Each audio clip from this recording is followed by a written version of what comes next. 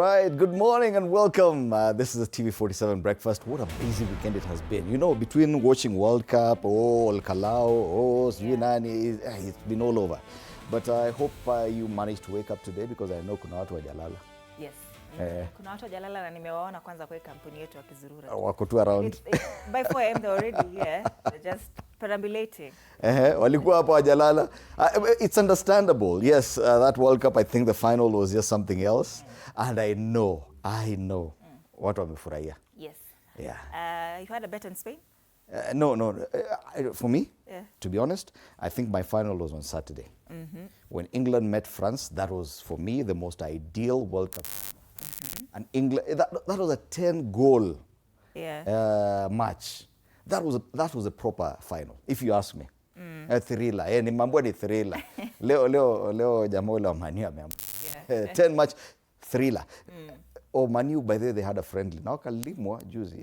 I don't even know why they were having a friendly. Wacha tusamee watu wa Manu. Okay, sawa. Tuangalie tu mambo ya World Cup. Tusahau. Lakini najua a lot of people also watching World Cup. Some of them are quite disappointed because I was seeing our team, some were supporting Argentina. If you ask me, I feel the design of the entire tournament, the World Cup, had been designed for Argentina to win. Yeah. They tried and they failed. So it was Messi's to win, but he lost. Yeah, and I'm sorry. There's nothing we can help him with. Because this one was supposed to be his. If you ask me, this World Cup was supposed to be Messi's. Right. He messed up. So we might see him again in the No. World Cup. Amisha. He's done. This is the end. Oh, This yeah. is the end. Imeisha. Oh, yeah. Imagine how he would have retired. Because Ronaldo was done. Ronaldo was never going to win the World Cup with Portugal now. But Messi, yeah. this one should have been his. Alishindwa. Congratulations to Team Spain. And congratulations to Samuel Kamau, Wavero, Wagodho. Olkalao. Yeah. Ujawambia jina? My name is Fred Indimuli. Karibu sana to TV47 Breakfast. My name is Annie Odida. Thank you so much for waking up with us. Let's see how the weather's looking this morning across the country.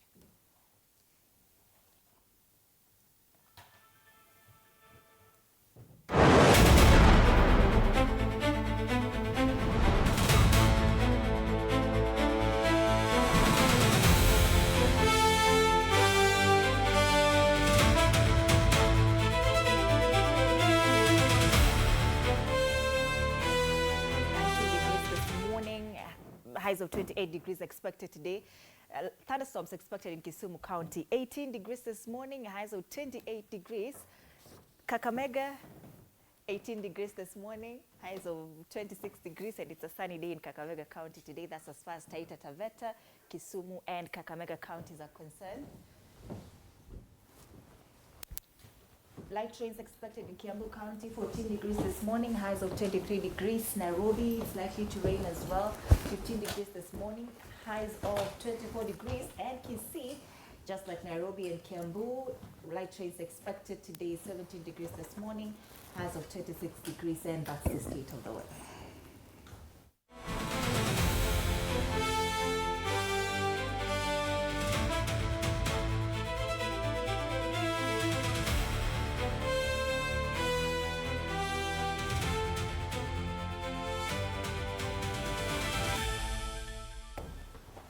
All right, if you're struggling to start your Monday today, because I know some people are struggling. Yeah. Amujalala, I know. Let's get some inspiration this Monday with the quote of the day.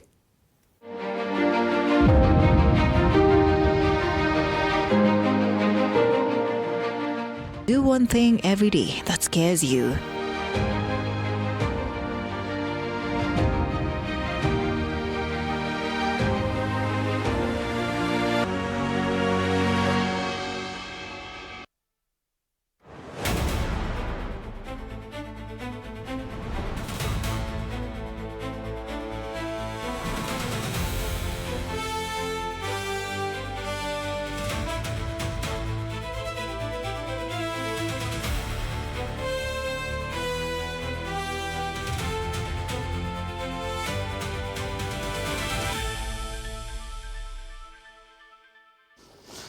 Kuna mtu akona ubaya na sisi, lakini tutapelekana hivyo tu pole pole.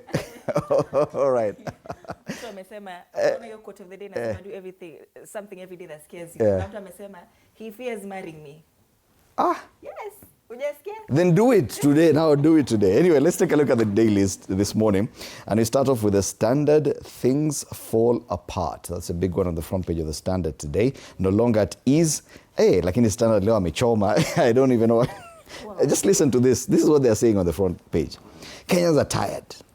Tired of being remembered only when elections loom. Tired of watching hundreds of millions poured into one constituency while others are neglected. Tired of leaders who treat public resources as campaign tools. Olkalau may have marked a turning point. In Trans Nzoia, Cabinet Secretary Wycliffe Oparanya and Senator Alan Chesang were booed and chased away as residents rejected token handouts and demanded fairness. The message was unmistakable. Keep the goodies. We want dignity, equity, and leaders who serve us every day. And I think this is the feeling across the country that, because this was very, very much watched, the by-elections in Olkalau. And so people wondering, okay, kama hawa walipewa hiyo yote, mbona sisi hatukupewa? Kwani we are different? Kwani Olkalau wako na nini? You know, Malava, watu wa Malava walipewa soda na mkate. Wamekasirika mbaya sana. You can't say that. You're given that and you take that. Then you see another person being given more and now you start feeling bad. Meaning that is what you want. How? Oh no. I feel pity for people of Malava because they're really... Anyway, so that's one argument. And you know it's only 1 year to the election. So they're saying, okay, fine. Now, because you did that in a by-election, can you do that for us when the campaigns come? Can you do that for us? That's all that's all we're asking for. Can you do that for us? And that's the biggest, I tell you.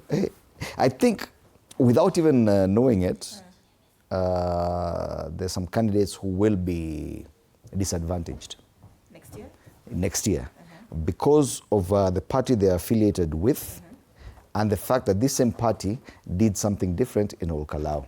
So they'll be asked, okay, so we saw what happened in Olkalau. Can you do that for us? Yeah.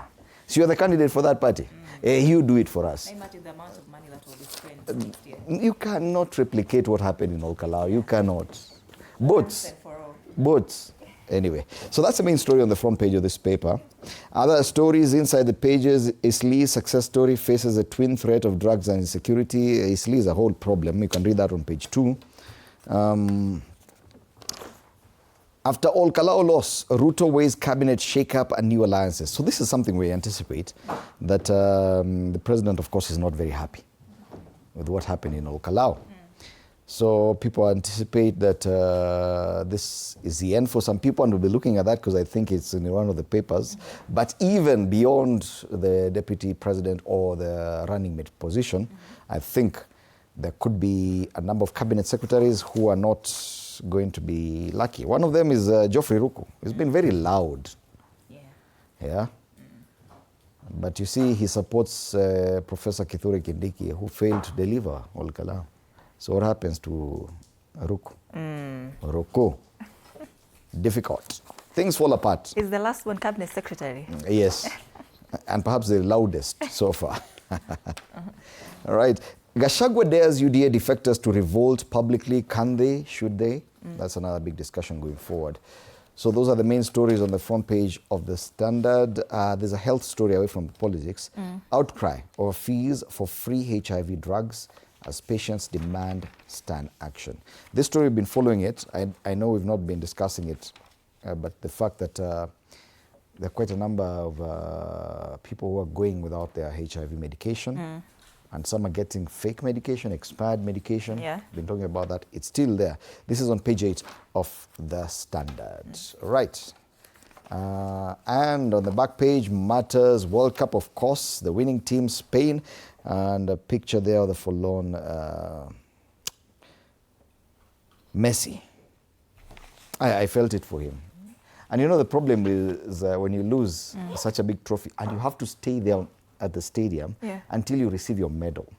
And then you still have to stay on until you watch your opponents lift the trophy. And you just have to stay there. He cried. He really cried yesterday.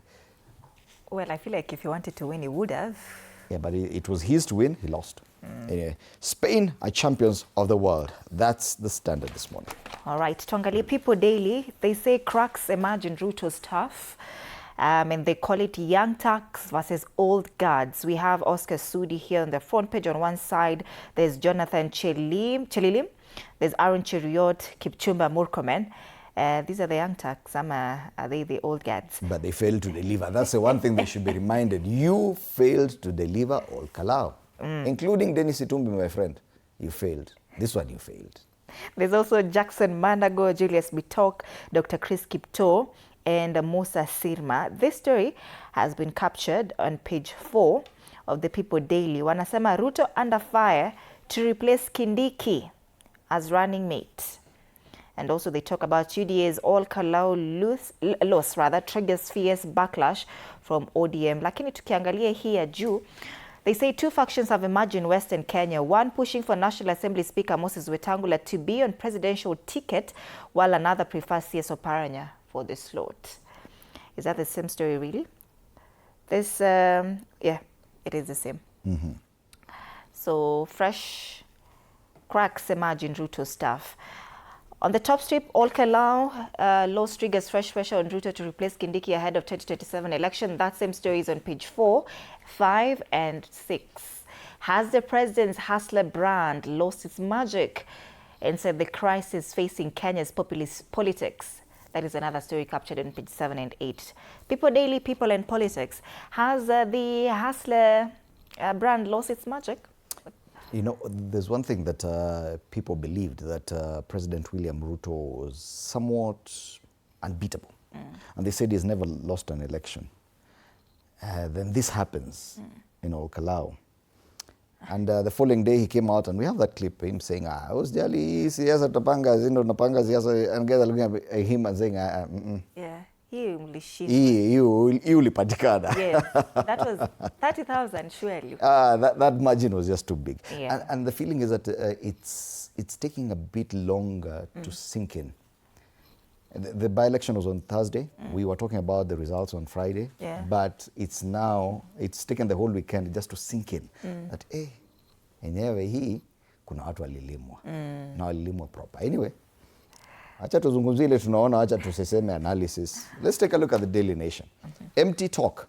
So this one steers clear of matters by-elections, but they talk about things that happened during the by-election. The use of goons. At least a dozen incidents of armed goons disrupting political events, mainly those involving the opposition leaders and government's critics, have been reported. In some cases, police have appeared to look on as the thugs rampaged, leaving a trail of death, injuries, and destruction. Yet, after each attack, the authorities promised swift investigations to arrest the perpetrators and masterminds, pledges that are rarely fulfilled before the next episode of violence. The latest was last week, brazen attack by hooded armed men during the All Kalau by-election. And they have the image there of the Interior CS, Murkomen. And you know, this one I have to call him out. Because prior to the by-elections, he kept on saying, oh, I know, we are following this person. And he mentioned the name and he said, we're going to do something about it. We're going to do. He never did anything. Up till now, he hasn't done anything. He said, I know the person behind this, and we're going to do something. What have you done? Says Murkomen. What have you done? So authorities must expose and dismantle networks recruiting, financing, and directing the gangs. It is not enough to threaten that you're going to do something. As a CS Interior or the PS Interior, or whoever else is charged with this country's security, they need to do something. Because according to the Kofi Annan Foundation report, akukai poa. If we continue like this, next year, tutaka kama Haiti. 84% same mchezo of violence. Yes. That is. Yeah. So this person who keeps on threatening, can you do something, please? We're just asking, can you please do something? CS Murkomen. So in their own words, and these are different quotes of the people actually charged with this country's security and what they said they would do. And they did nothing. All of them here. They've quoted the Inspector General of Police, the DCI boss. They've quoted so many people, but they've done nothing about it. Empty talk. That's the headline on the front page of the Daily Nation. Other quick highlights on the front page of this paper: Supreme Court's big 2027 decision. Top judges have asked the Attorney General to submit an advisory opinion on whether impeached leaders may contest elections, while petitions challenging their removal remain unresolved. ahead of a ruling that will determine the fate of Rigathi Gachagua, Mike Sonko, and Kawira Mwangaza. Okay. So chances are, if the Supreme Court now gives a decision, it means that Rigathi Gachagua, and you can imagine Rigathi Gachagua now, what he's feeling after Ol Kalou. It's like he can take on the world. So if the Supreme Court comes out and says, okay, fine, as long as you have a case in court, you can still contest. Wow. Rigathi Gachagua for president, you imagine that. I'm not saying, just saying imagine.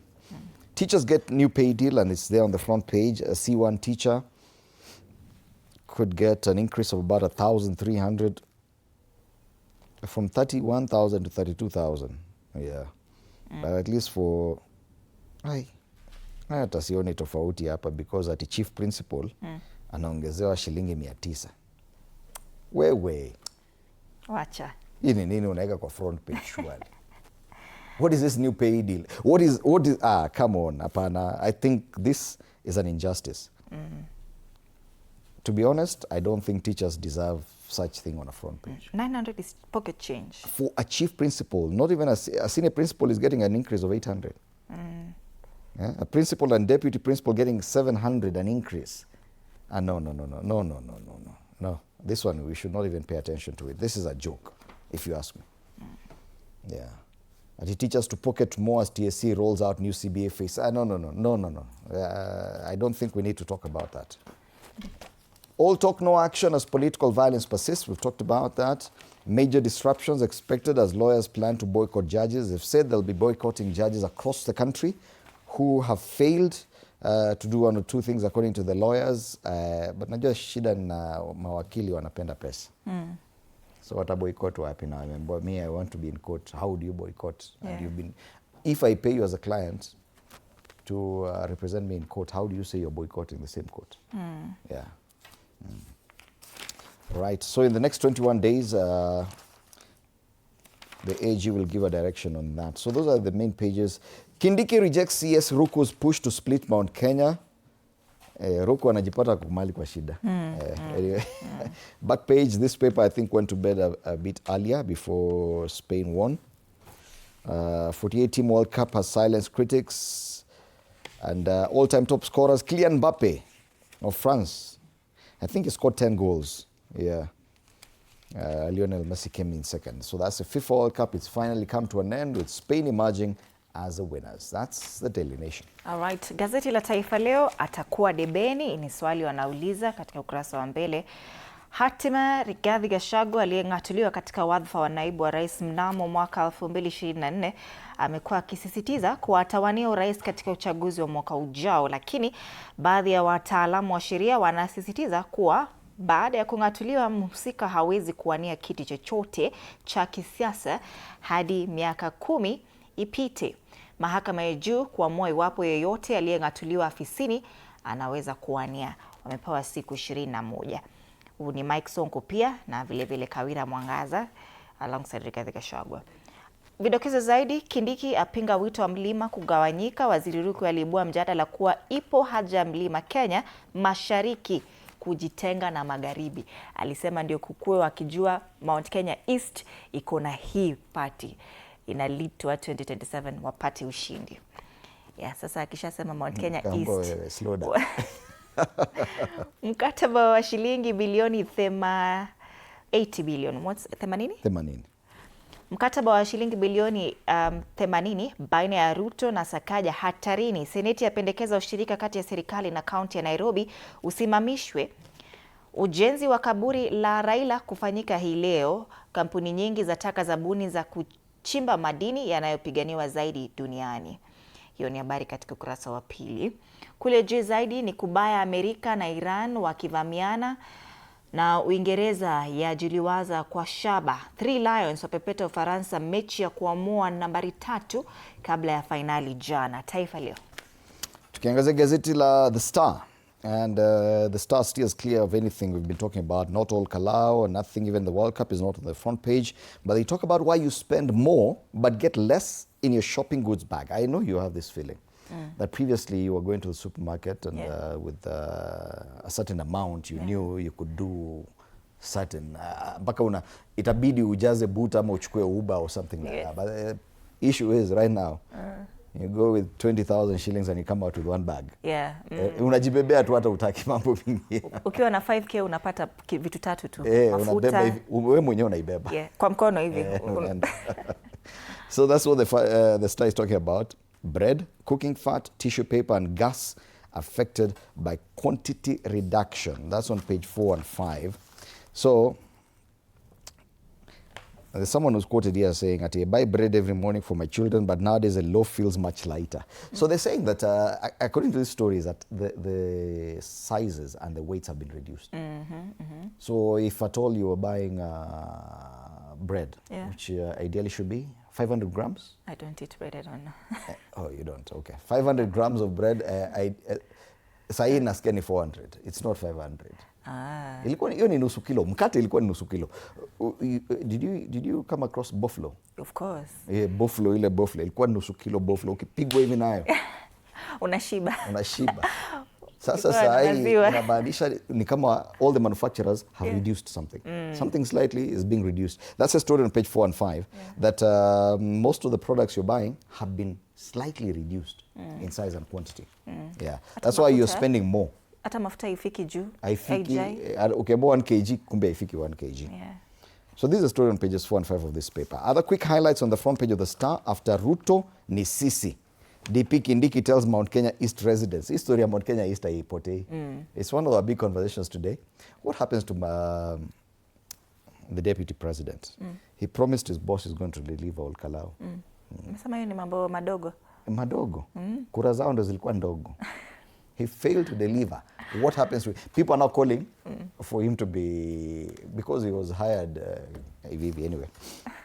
Tales of women rebuilding their lives after hard times in prison. That's a very interesting story in the inside pages of the Star. People have come out of prison and now they're rebuilding their lives. And Mudavadi calls for national unity. Nyuma, this paper does not talk about the World Cup, but very briefly there. But Kiplimo chases back-to-back Bogota half marathon crown. And matters rugby on the back page of the Star. Fresh, independent, different. You can grab yourself a copy of this paper for only 60 bob today. All right, very quickly, Business Daily, CBK and Supreme Court differ over bank loan rates. Judges say Treasury is not needed for new rates. And CBK states it has a sole role in directing bank costs. That's a story captured on page 2. Nairobi policy signals parking fee increase to at least 535 Kenyan shillings. City Hall's revenue from parking fees in the financial year ended June 2026 amounts to 1.78 billion Kenyan shillings. That's another story on page 14.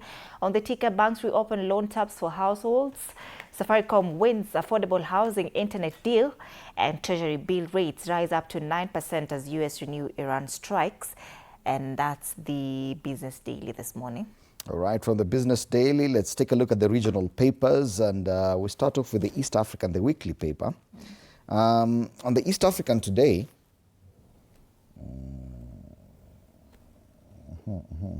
yes, Somalia exposed. Somalia exposed, they say that, and I don't know why this one is, uncertainty shrouds AU's peace mission in Somalia after US said it was pulling the plug on the UN support office, potentially folding the peace operations by year end. Tens of UN staff are also staring at loss of jobs. So the US is just pulling out of a lot of things. So if they pull out of this office, it means kuna shida pale. Americans in Kenya, Ebola quarantine center, 7. Yeah. So this story, I don't know why it's not on any of the other papers. It's only on the East African. That there are already 7. Yeah? You thought you didn't have an Ebola case. Now there are already 7 cases. 7 Americans in Kenyan Ebola quarantine center. How come these papers are not talking about that? I think I saw a story like that during the weekend. That should have been the headline. The main headline. That finally Ebola, you know, up until now, Kenya has never recorded a single case of Ebola. Now there are 7 cases. They cannot take Americans there if at all they don't have Ebola. It is an Ebola quarantine site. Yeah. Walega. So it means now Kenya officially has Ebola. That's the East African. Right, Uganda bado wamelala na sababu walitunyima ile gazeti yao ingine ile inaitwa Daily Monitor. New Vision are very slow. They don't have a paper today. Probably to come later. Let's go to Tanzania. The Citizen. What Tanzania and Egypt's relations mean for Africa. They say although Egypt is already Tanzania's 8th largest source of foreign investment, both heads of state agreed that bilateral trade remains far below its potential. So they're talking about relations between Tanzania and Egypt.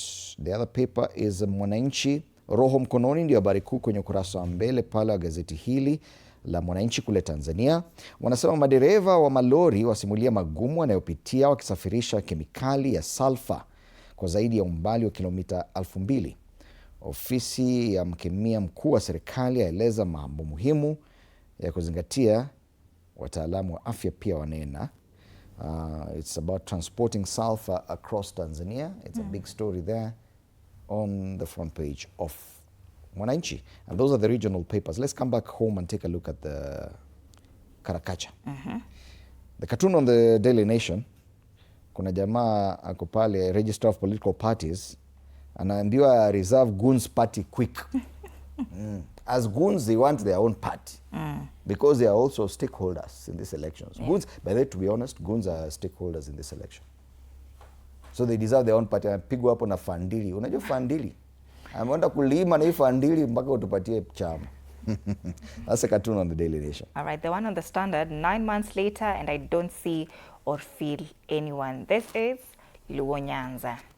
The shoes are too big to be filled. Oh, it's 9 months since Raila Odinga passed away. Yeah. Wow, I didn't even realize.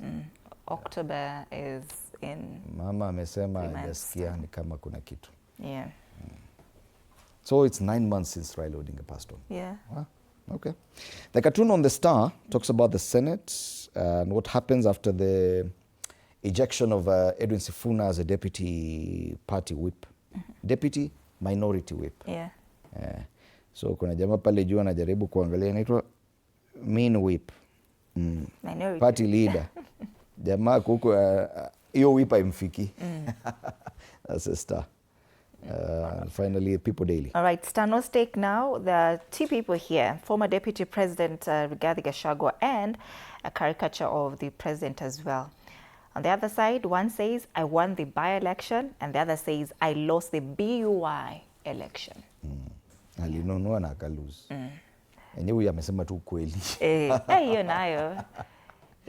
Watu wanalalia mattress ya government of Kenya That na mulikosa kupeana kura. Hizo mattress anyway, asijasema. Lakini sasa there's a challenge. Hizo gas zinarefiliwa wapi? Because hizo gas zimeandikwa gasi yetu. Yeah, zinarefiliwa wapi? Hiyo kuna mtu ako na tenda. Hiyo ukirudi Nairobi, ukikuja Nairobi, umehamia Nairobi na hiyo gas. Utarefill wapi? Ati unarefill na bicycle pump. Unaenda hewa. Interesting. Lakini Olkala walituonyesha mambo. Anyway, those are the dailies and the big headlines, big talking points today, and they will be talking about that with my panelists after the break. For now, let's take a quick look at the traffic situation on major highways in Nairobi.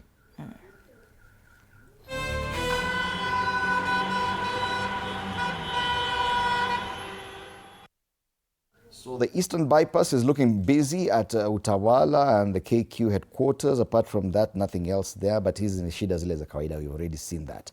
Thika Road at Ruiru. Today, Ruiru is actually a problem. Pale kwa hiyo interchange. The real interchange pale kwa the northern, is it the northern bypass? Yes, the northern bypass, pale Ruiru. There's a problem. I don't know. There must be an incident.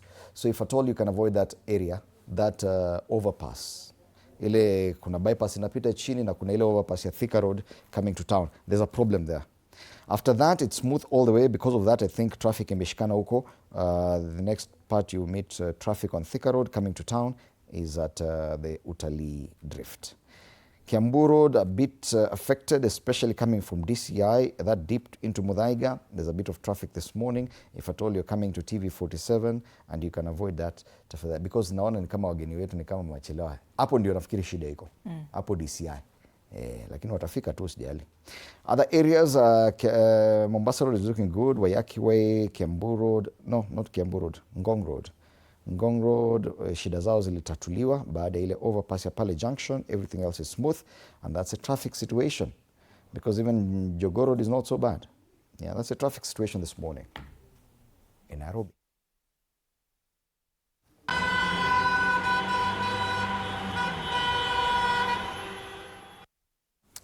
So do stand by. We're going to be having State of the Nation, of course, talking about Olkalao and everything else that's been happening.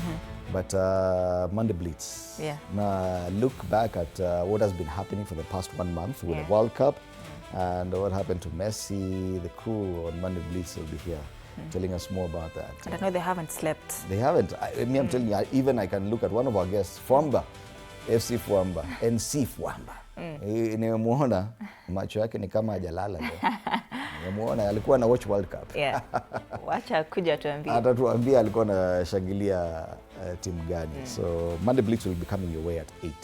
But before that, State of the Nation, interact with us through our social media pages on TV47 Digital, that's X. My handle is at Fred Indimuli. It is TV47 Kenya on Facebook, Instagram, and on YouTube. My handle is at Annie_Dida. Use the hashtag TV47Breakfast, hashtag Story ni Yetu, hashtag Monday Blitz. And we'll see you after the break.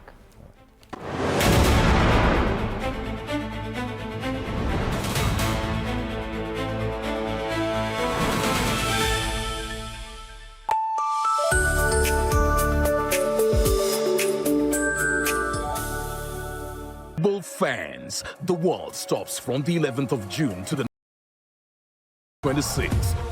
Noted. What are you planning? To escape from a resort? This is not a resort, my friend. This is a storage. Wednesdays at 8:30 p.m. on TV47.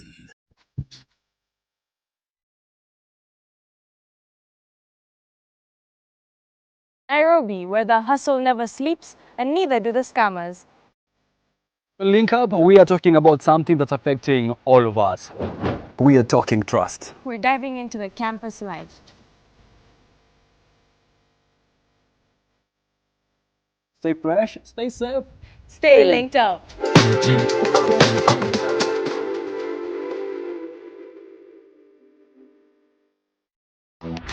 My father used to tell me that a hotel is the home for travelers. I guess I forgot that. Recently, it's been more of a mirror of my own ambition. Ooh, yeah. We might fail. We will probably fail, but not for a lack of trying. So for the last time and the first time, welcome to Connect In, the best experience in East and Central Africa and its environment.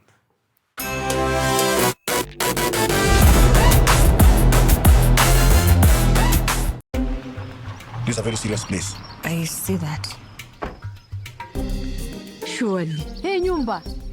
This is the place. Just for a few days. Rule number 2. Kwani Google inajua maisha yangu wewe? That's my seat. It's a chair. It was hers. You're new here? Yes. You learned the rhythm. You have to be very careful. Fake money can kill business. Na leo mko rada yangu. Small money, kapesa kadogo, big behavior. I only have big notes. Alikuwa anatafuta courage. Yani nafaje kutengeneza kachumbari na manyanya zinakaa hivi? Ona, hii ni kama kiwaru. Hiyo ni tonga commitment to the lie. Amejicommit. Ndio hiyo. Mpatie. Unajua kama una mtu kitu, hata tu salamu ya kawaida inakaa kama reminder. Habari yako? Sintalipa kesho. Kesho gani when? Si kesho as in kesho ya tomorrow. Your turn. Mzee ni budi nikamchoka. Ni budi ni madeni.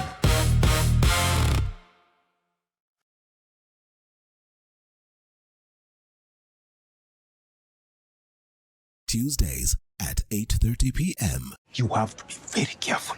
Fake money can kill business. Na leo mko rada yangu. Small money, kapesa kadogo, big behavior. I only have big notes. Alikuwa anatafuta courage. Yani nafaje kutengeneza kachumbari na manyanya zinakaa hivi? Ona, hii ni kama kiwaru. Hiyo ni tonga commitment to the lie. Amejicommit. Ndio hiyo. Mpatie. Unajua kama una mtu kitu, hata tu salamu ya kawaida inakaa kama reminder. Habari yako? Sintalipa kesho. Kesho gani when? Si kesho as in kesho ya tomorrow. Your turn. Mzee inabidi nikae mchoka. Inabidi ni madeni. Tuesdays at 8:30 p.m. on TV47. Sundays at 8:30 p.m. Good morning. You have my rent? Leo jioni kama tutakuwa tumelipa rent, nauza simu yako. Hamna pesa. I need 3 G's to make my nails today. Sasa hivi natuhusu aje? Can I order now? Do you ship? Can I get blinking ones? Mimi nilikuwa na trade. Nimeekelea kitele yangu. Kitele yangu na trade. Nikikunyuma. Oh my God. He left me. Nitumie ni line. Uko nje kuna wifi. Why? Hi-Fi? Wait, so what do we call this dish again? I have no idea. The cucumbers are there specifically for my beauty routine. Tamulini kero umeka kwa beauty product. Na ameenda. Tunafaa tukuwe na logo yetu. Like, si ni brand already. Me, I won't entertain divas. No. I'm not dealing with a man child. Amazing. Nishapenda hii energy. Sundays at 8:30 p.m. on TV47.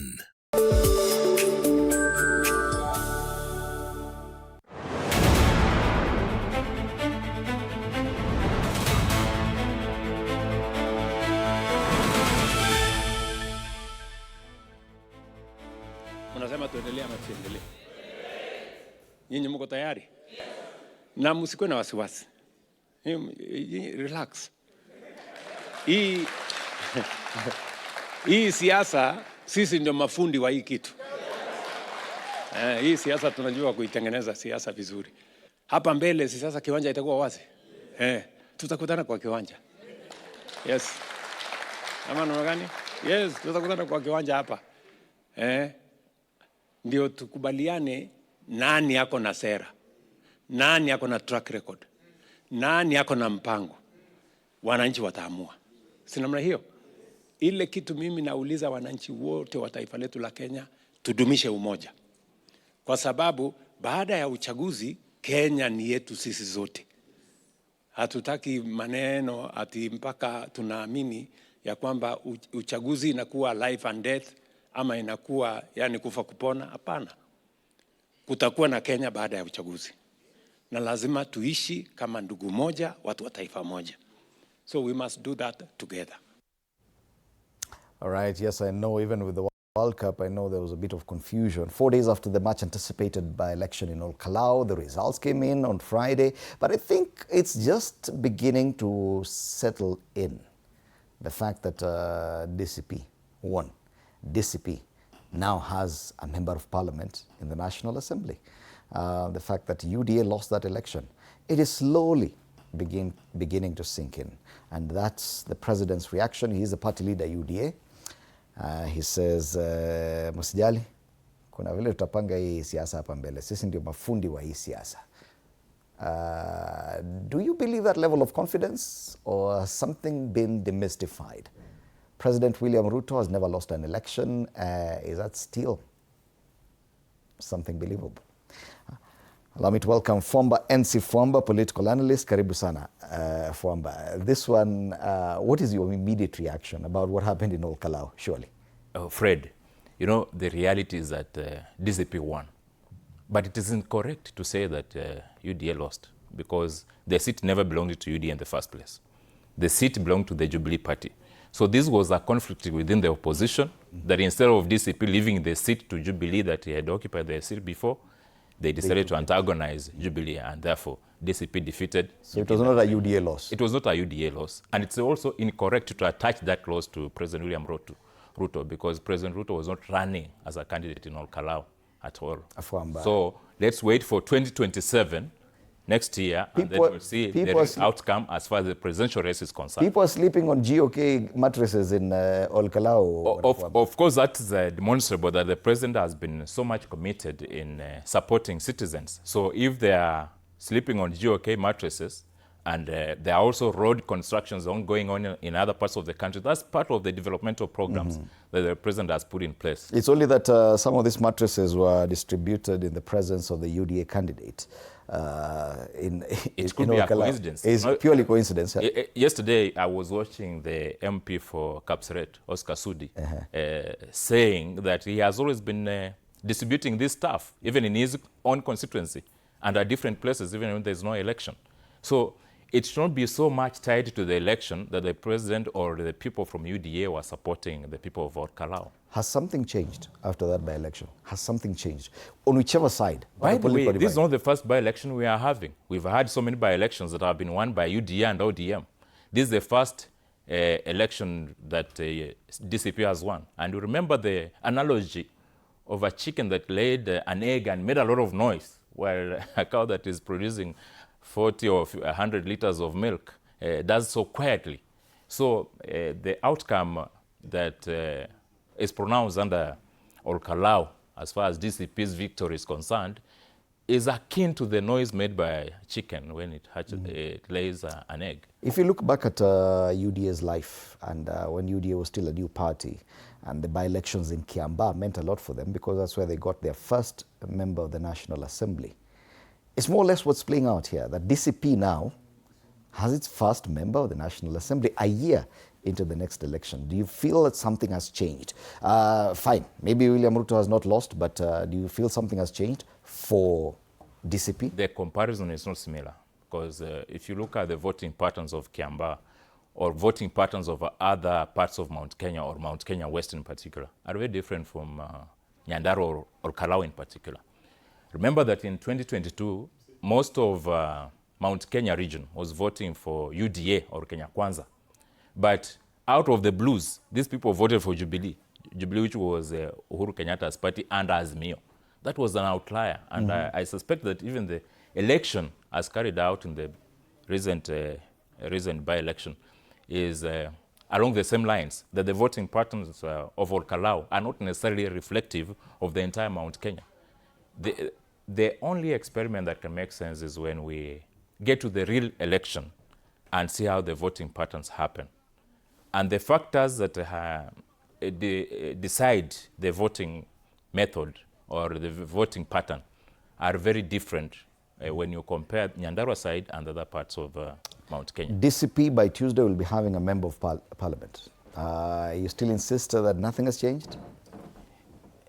You know, we are in a democracy. It is now a parliamentary party. We are in a democracy, and we expect that at some point, at least one of the members of parliament, one person will win. That's what we expected. It's not surprising. And it happened that it's the DCP guy that won. So it's not something new. We expect that after by-election, we'll be having a member of parliament, and luck landed on the side of the DCP candidate. However, one thing I want to caution some people is that they should not be so much absorbed in the revenge mission of one individual who is so misguided. And referring back to Oscar Sudi's statement yesterday, he said so many things that cannot be pronounced here. But they are so accurate as reflected in the utterances by Rigathi Gachagua. You saw yesterday he was even making very unpatriotic statements akin to economic sabotage. Like when you are in a position of influence and then you tell people that you do not want tourists to come. What is your mission? That the country sits and waits for you to become the president, and you know very well you can never even become president. And you say that you wait for next year before we have the tourists.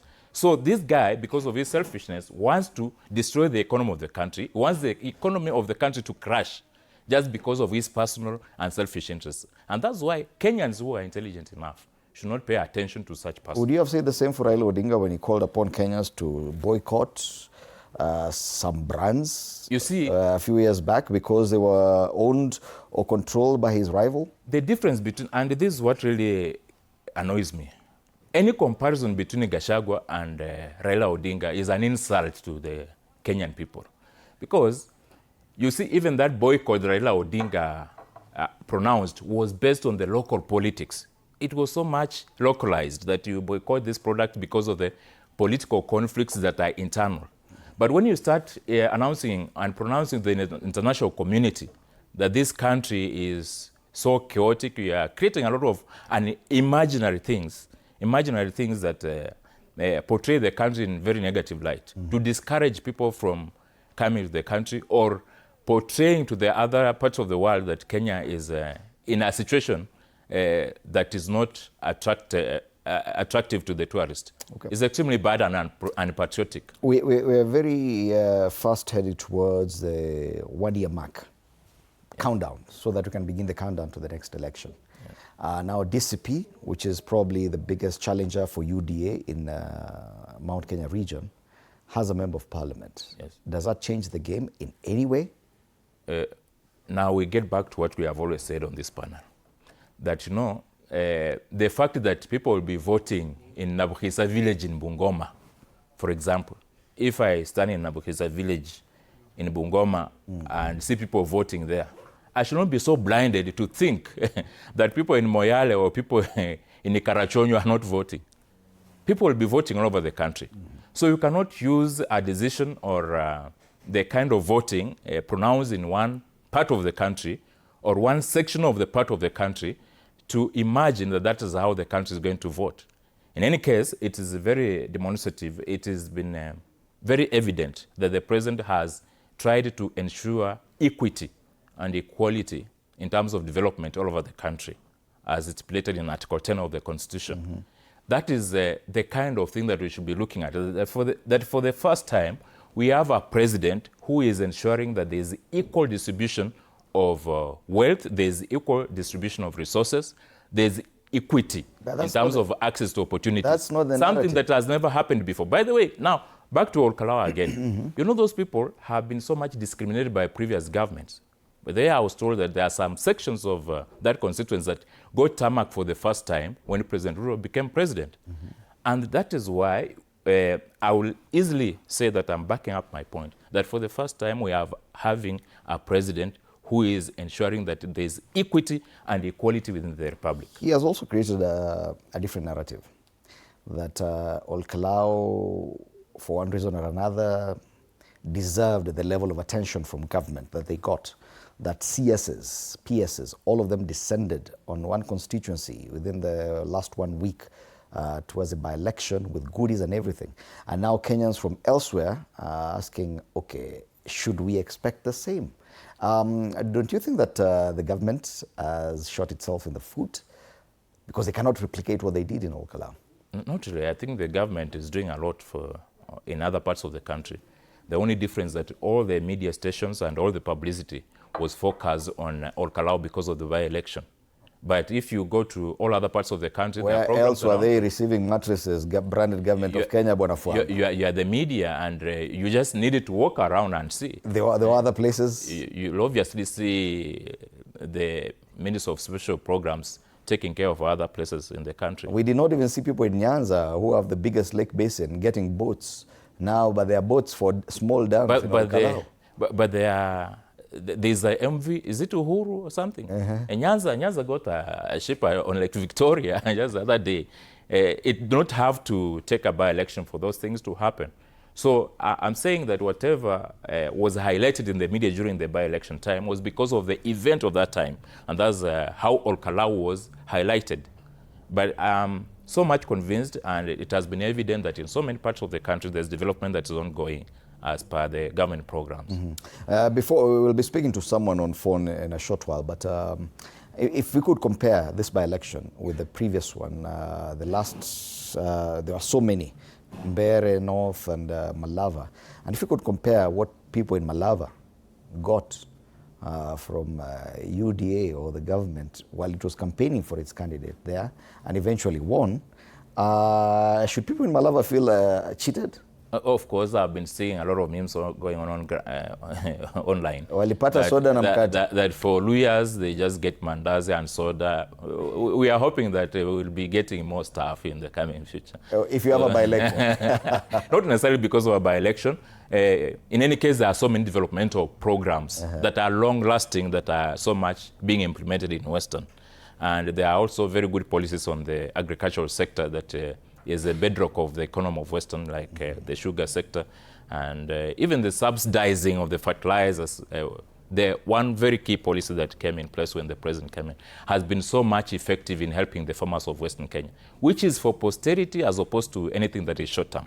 Okay. Therefore, I do not think if there is anything much to complain about. But we ask the president or any other person to ensure that we also get mattresses. Yes. We also get gas beyond the bread and soda. We get something more than soda and bread. All right. Let's now... joining us this morning via phone link is Ikua Ambote, who is a member of DCP. He was also very much involved in the campaigns for the by-elections in Olkalau. Very good morning to you, Ikua. Congratulations for the win in Olkalau. But the question is, do you feel that something has substantively changed with that win in Olkalau? Well, a very good morning to you, and I hope you can hear me. Yes, we can hear you very loud and clear. Go ahead. Thank you so much. Well, yeah, I mean, a lot have changed because, as you already know, the government had come in with a lot of bravado and, of course, with a lot of bribes disguised as development. And after the people of Olkalau spoke with a very, resounding voice in regards to what it is that they feel about this government. The perception of what you need to do, as far as the government is concerned, have completely changed. You cannot, purport to perform when there is, a by-election, when the same people have been waiting for development, have been waiting for services from the government for years and decades, and you have never bothered. I mean, they're asking very simple questions. Why now? Why now? Why would you want to bring, all those kind of goodies when there is a by-election? It is pure, because you would want to disguise. It is like, the good saying that says that in hell, when they are campaigning, you won't find the devil with the tail, you won't find the devil with the horns, and you won't find anybody being put into guillotine on anything. But once the campaign is over, everybody goes back into the burning fire. So a lot have changed in the country, and especially in the region. The region have been able to communicate its frustrations with this government, which is obvious, and a lot have not been happening. But what I would say was achieved more is that the people's power and voice was protected despite a lot of intentions to sow it with money and everything else that they brought. All right. The much talked about issue is the fact that a year to the election, DCP in the next 1 week or so will be a parliamentary party. How does this change the outlook for other members of parliament, this elected members of parliament who still support UDA in the Mount Kenya region? Well, can I say this, friend? I mean, they already know that the lighting is on the wall. What happened in Olkalau is that the region communicated, loudly with a very high voice on what they want and where they are headed. It is now clear that if you are a member of parliament sitting in an UDA table and you come from this region, you can count your days, as far as representation is concerned. There will be nobody who will be spared, I can tell you this, Friday, who comes from this region and continues to support a government that the region feels is not giving them what it is that they bargained for.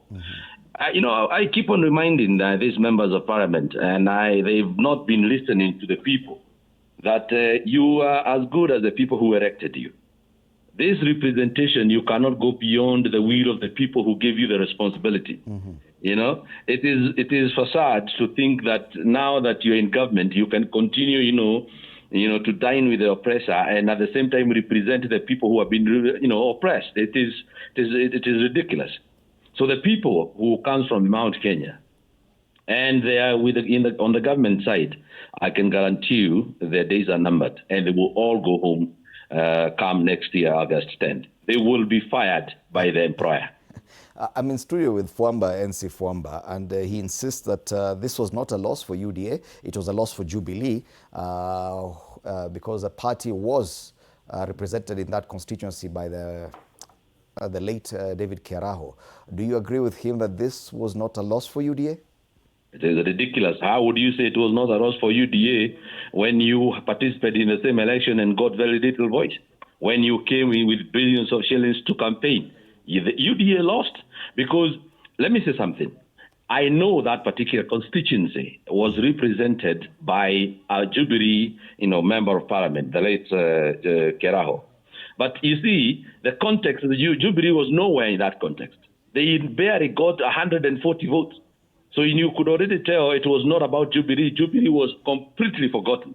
You couldn't even tell who voted for them because nobody ever talked about Jubilee in the entire campaign period, including their own candidate.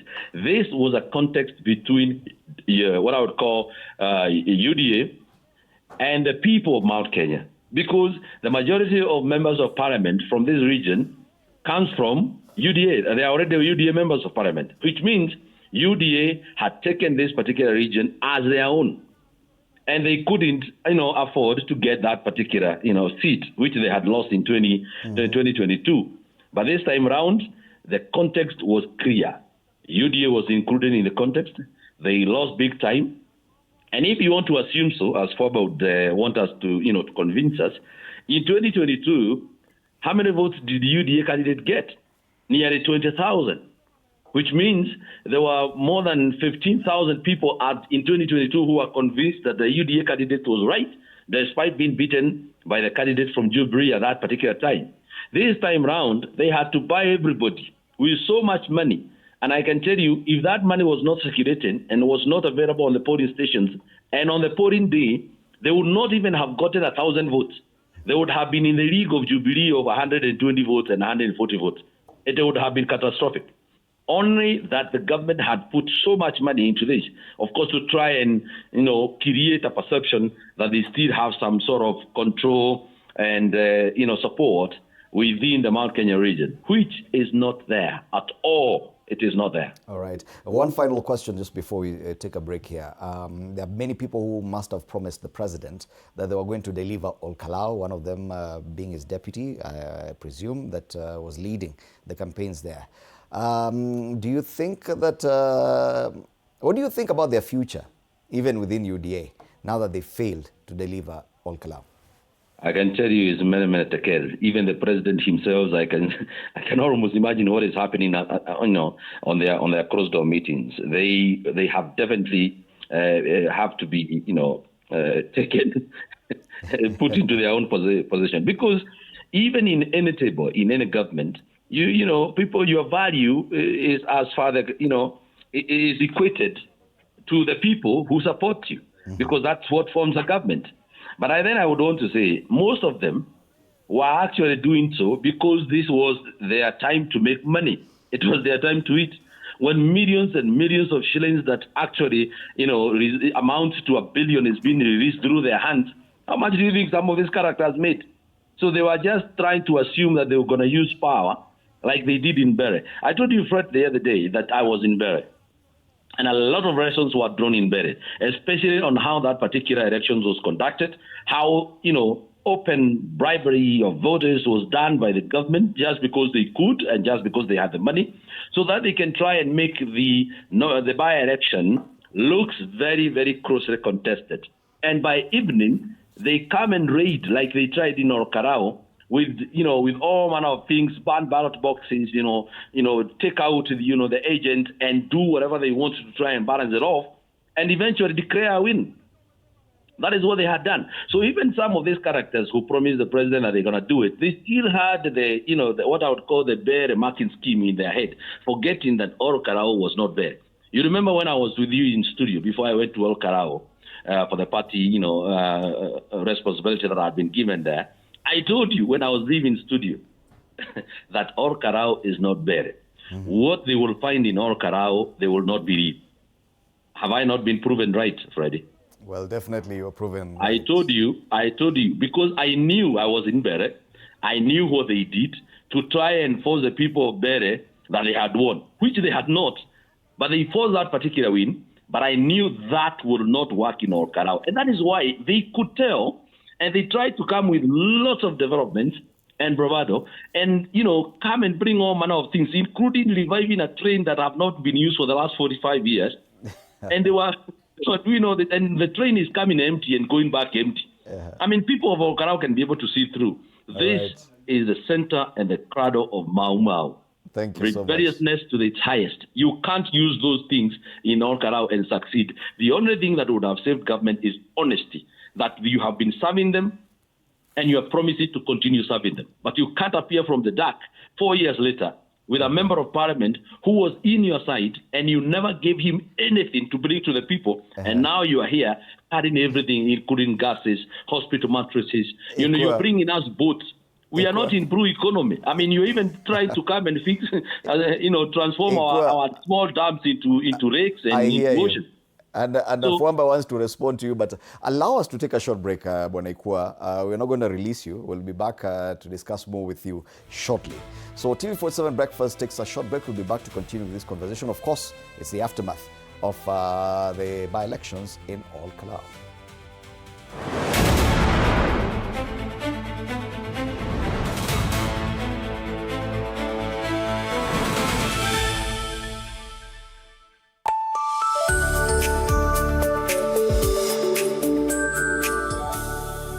Saturday at 8:30 p.m.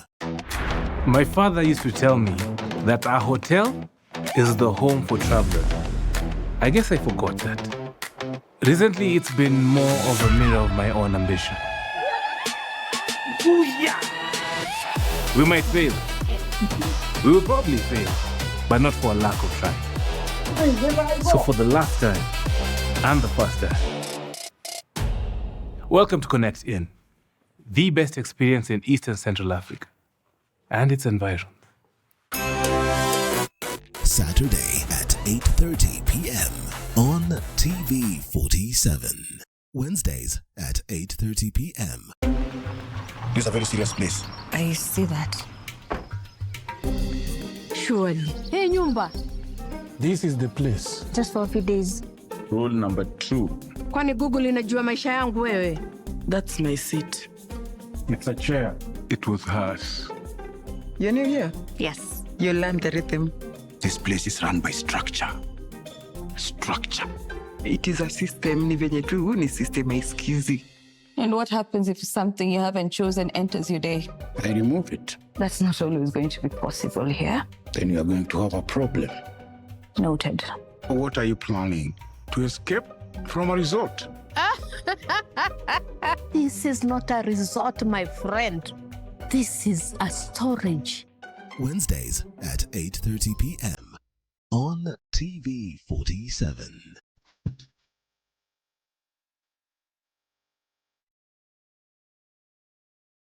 Nairobi, where the hustle never sleeps and neither do the scammers. Link up, we are talking about something that's affecting all of us. We are talking trust. We're diving into the campus life. Stay fresh, stay safe. Stay linked up.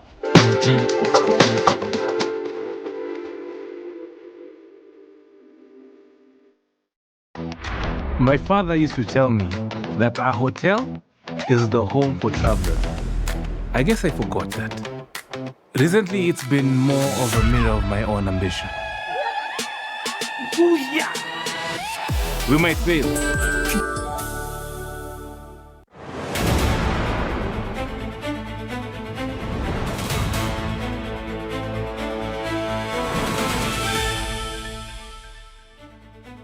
Nimeona hii watu ya UDA wanaitwa Junet Mohamed akisema watu ya Olkalau wamepewa goodies, wamekataa, hawana heshima kwa rais. Hizo goodies ziletwe kwetu. Nyinyi watu ya UDM chukueni goodies. Watu ya mlima hatuna haja na goodies.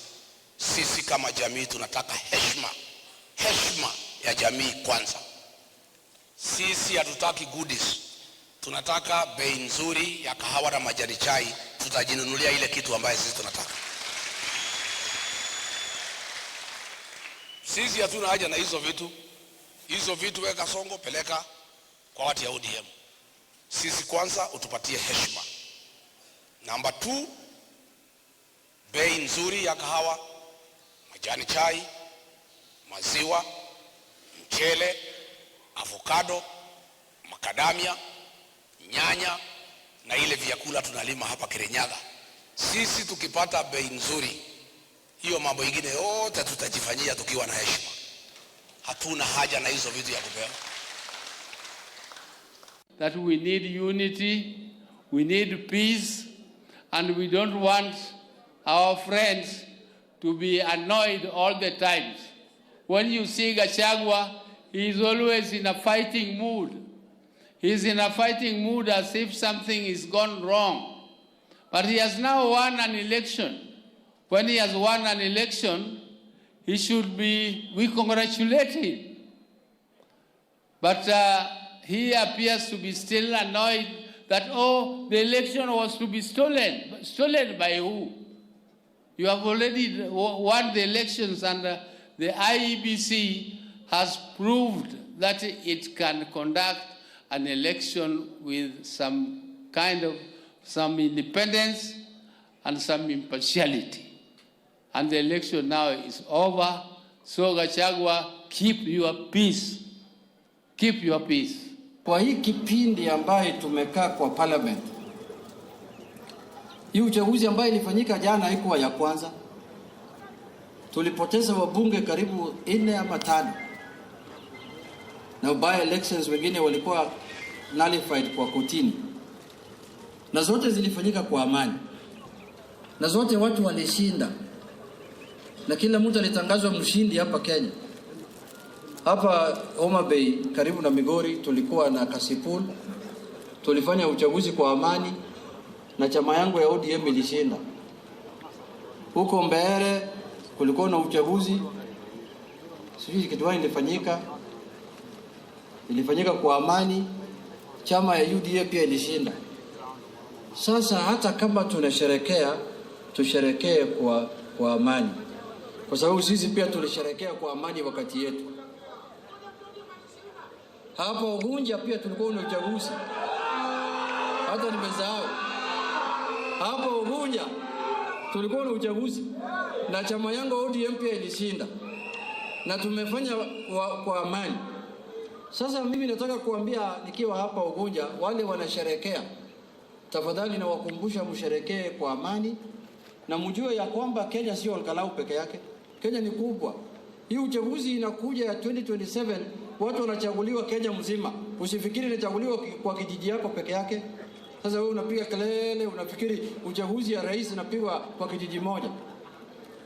Uchaguzi ya rais inapigwa kwa kijiji yote na watu wa Kenya yote watashirikiana. It is what it is. And everyone has his own opinion of what happened, what should happen, why we should or not consider the by-elections in Olkalau as being decisive.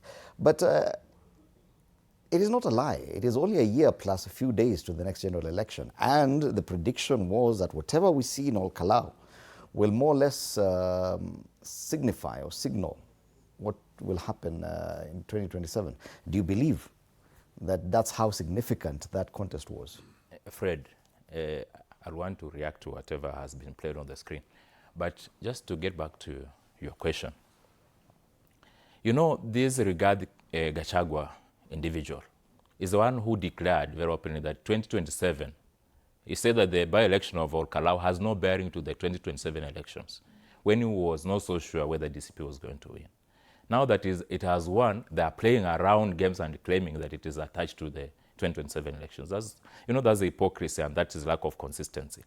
They are just trying to make arguments that serve their interest. Now, something else I want to address is that I want to applaud President William Ruto for having made a very good choice in appointing the Minister for Agriculture, CS Mutahi Kagwe, who has performed extremely well in that docket without making a lot of noise. In fact, since Honorable Kagwe became the CS for Agriculture, have you heard anywhere someone selling stones in the name of fertilizer? Or have you heard any kind of scandal of that nature? There isn't.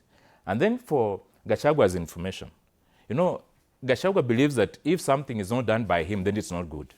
The reality is that there are many counties in this country that grow coffee and other agricultural products, including Bungoma, Nyeri, where he comes from. I was in Nyeri like 3 weeks ago.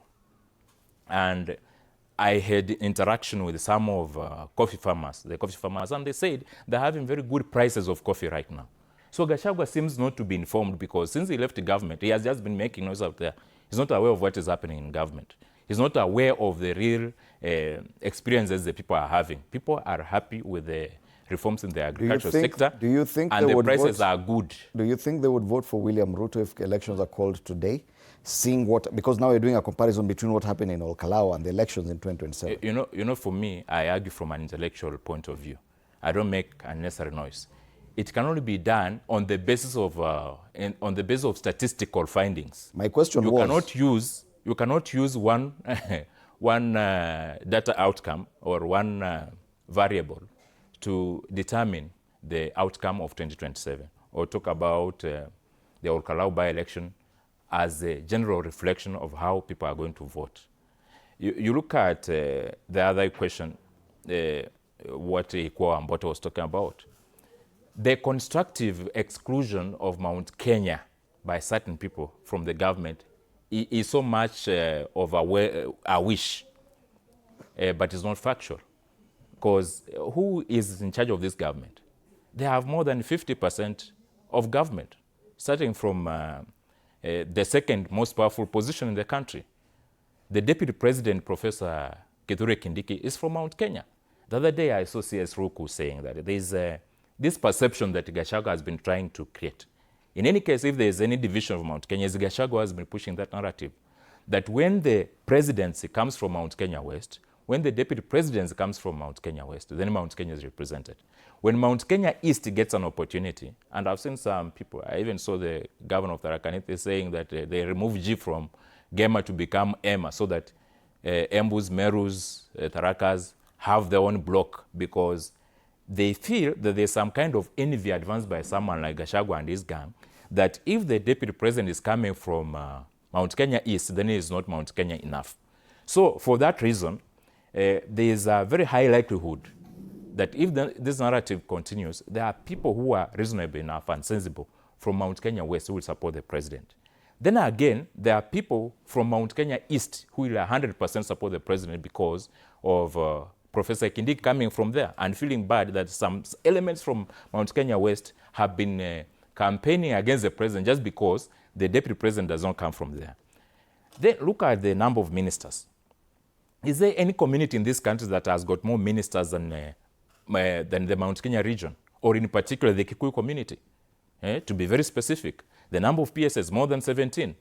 Out of the 40-something communities in the country, 17 come from the Kikuyu community alone. The developmental projects that the president has implemented in Mount Kenya cannot be compared to any other part in the country. So the impeachment of one individual should not lead the whole region to be misled to get out of government when they are more advantaged than any other part. Let's talk about what you've mentioned. It's a deputy president, Professor Kithure Kindiki. And we still have Ikwa Ambote on phone. Ikwa, I want to ask you directly about the position of Professor Kithure Kindiki heading towards the next election, because many people have already opined that his usefulness has expired, that his opportunity to prove his usefulness in as far as delivering anything went with Olkalau. He performed dismally. 5,000 votes out of a possible 41,000. Do you think that the president will have any reason to still have Professor Kithure Kindiki as his running mate heading to 2027? Or is this the Waterloo moment for Kithure Kindiki? Thank you. And first and foremost, you need to know one thing, Edmoli, that Professor Kindiki was not Luto's running mate. He has never been elected by anybody. Let's start there. You know, Professor was actually an appointment. He is an appointment, just the way the president appoints, the other part of his government. That is what happened. In Kenya, our constitution is very clear. When you're going into the ballot, you go into the ballot as a pair.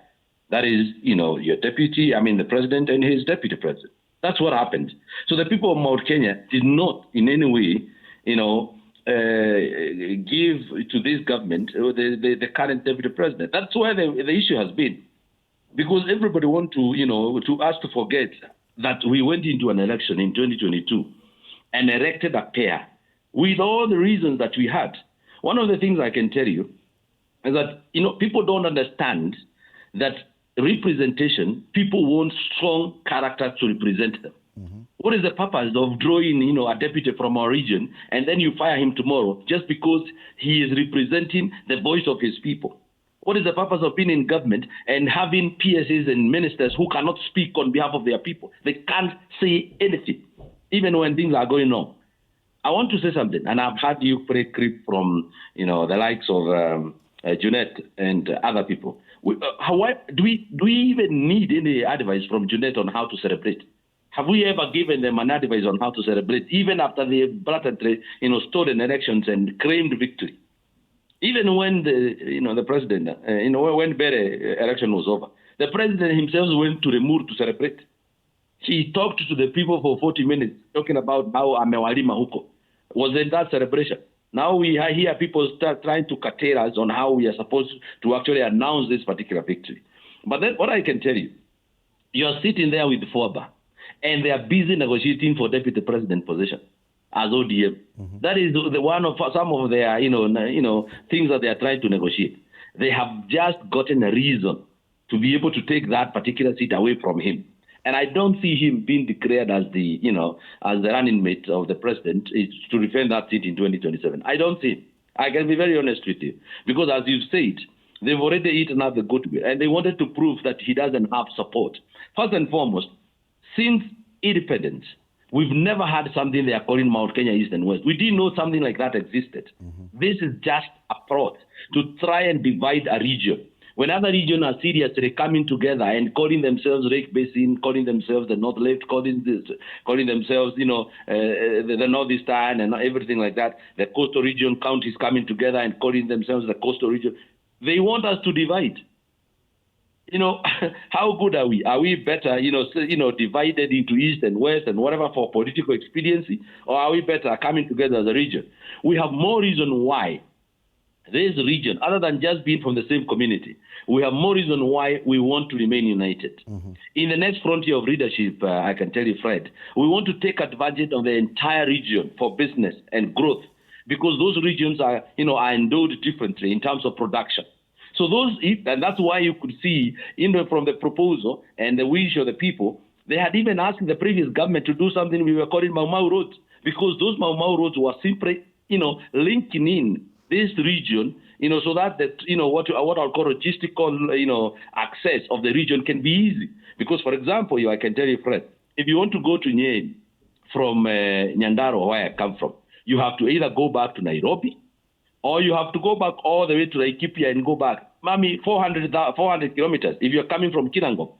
Why? And we are neighbors. We have a border. Just because there's no road that links us in between. That is why we wanted that. I've heard him say, Papa, when you talk about development, please don't talk about what you are hearing from these people. Don't talk about what you are hearing from government. If you want to say that there is development across the country, visit some areas. Don't stick in Nairobi, where there are no development as well. You go to a constituency like Ndaragwa, there is nothing. And I write the word nothing. There is nothing that is happening there. Why would we have any reason to even support a government that have done nothing into our area? We have a road that they are claiming that they are doing. That contract was signed in 2018. We are in 2026, 8 years later. A 40-kilometer road has not been completed, simply because they have not been budgetary allocation. Why would we even trust a government that have taken 4 years to even do 2 kilometers of a road in an entire constituency? They have done nothing. Okay. We are suffering here.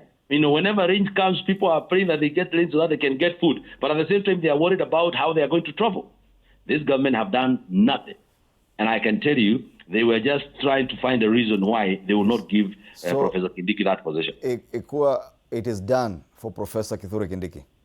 It is done for him. I mean, the writing is on the wall. All right.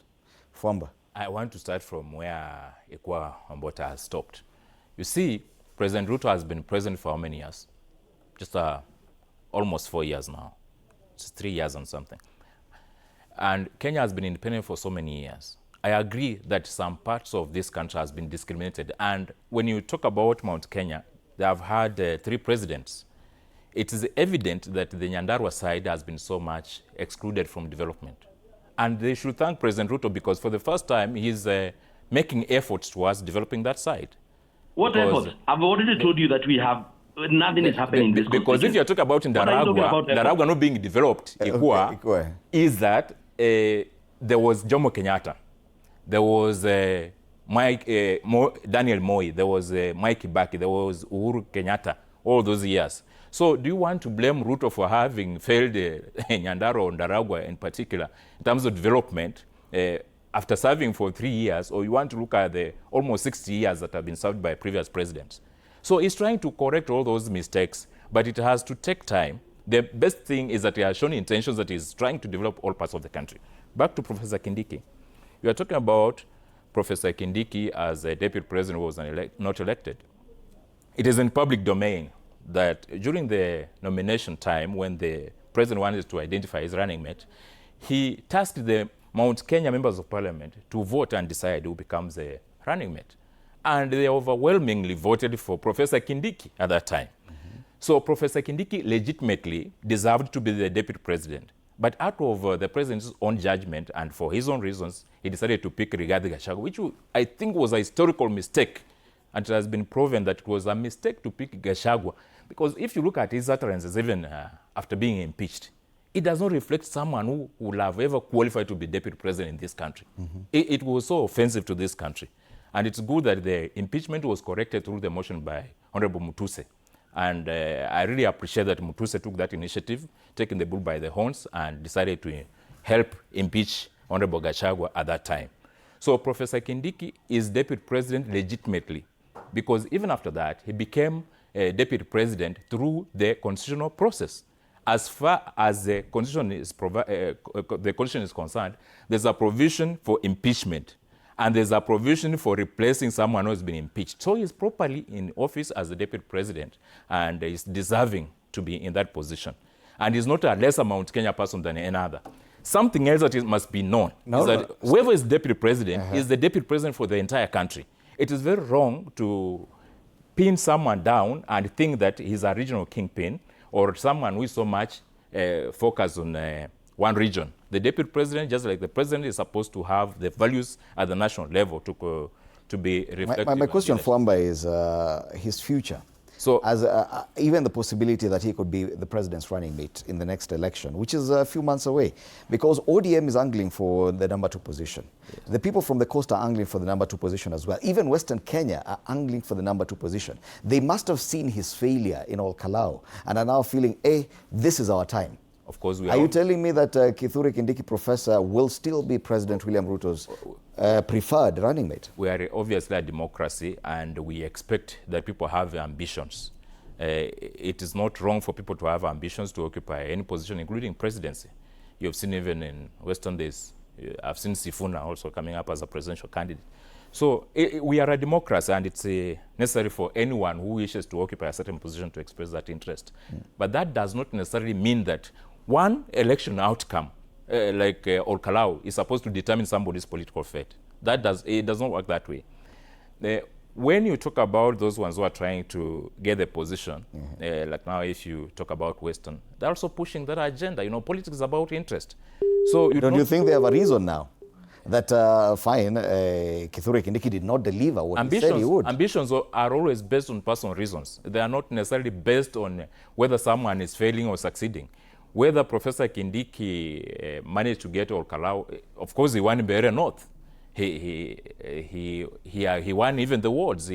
He's been so effective. So Ol Kalou cannot be the basis of deciding who becomes what. There will be many other factors that will come into play. And where I stand, I think those ones who are supporting President William Ruto should be more focused on helping the president to get re-elected instead of fighting over the deputy president. There are those who argue that the president needs to stop focusing on Mount Kenya, that after the defeat in Ol Kalou, he needs to focus on other regions, probably Western Kenya specifically, and Nyanza, that his continuous focus on Mount Kenya region is not going to yield anything, especially after what was shown to him by Ol Kalou. Do you agree with them? Of course, the president has been, like I've said, trying to ensure that every part of the country is involved in development and in leadership, including giving the Mount Kenya region 50% of the government.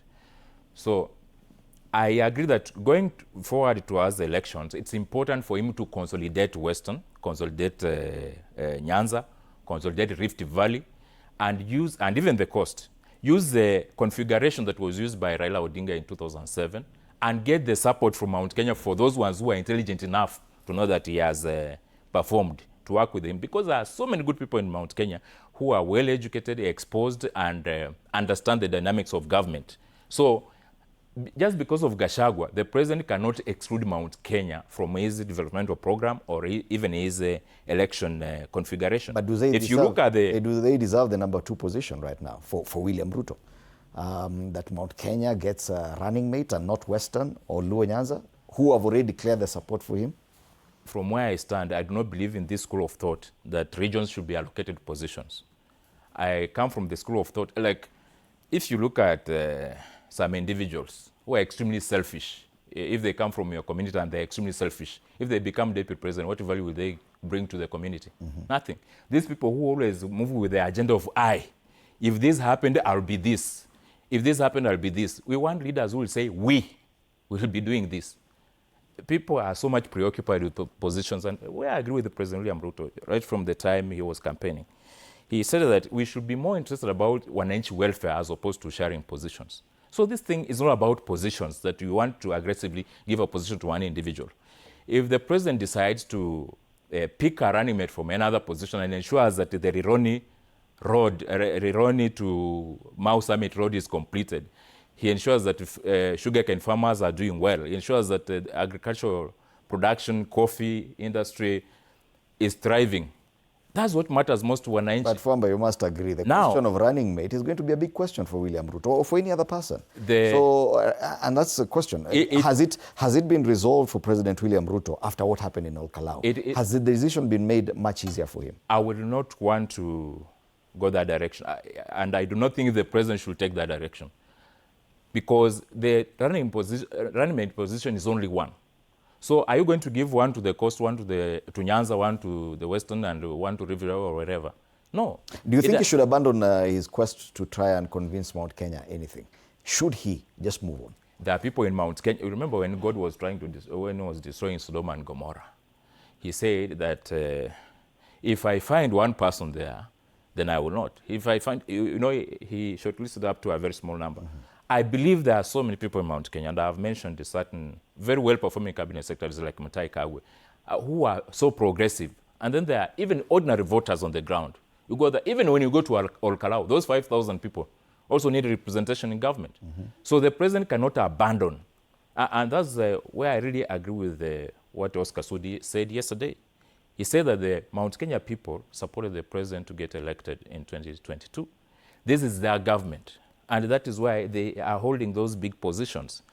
And they're supposed to build on the gains, not necessarily to be doing by one person who lost his position because of his own bad manners.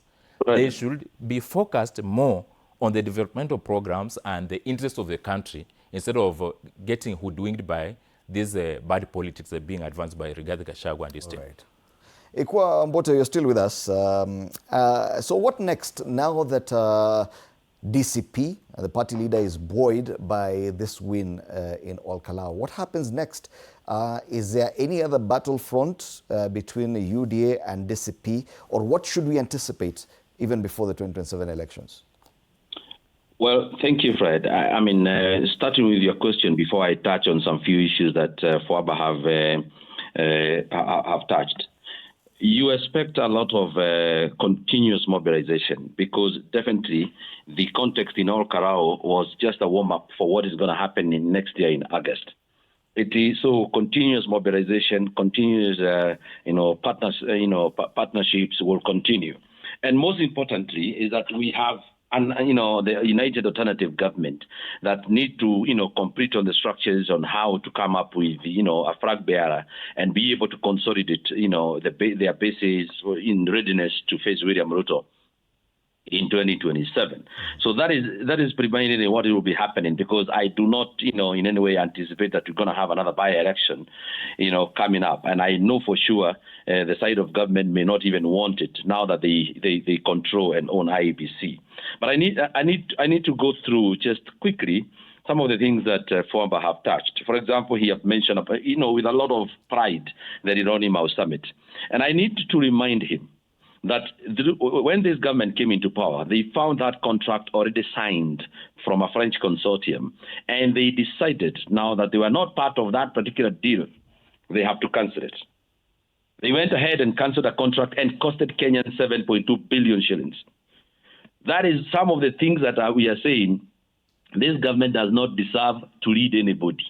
Because why would you want taxpayers to pay 7-point-something billion shillings for nothing, for just a cancellation of a contract?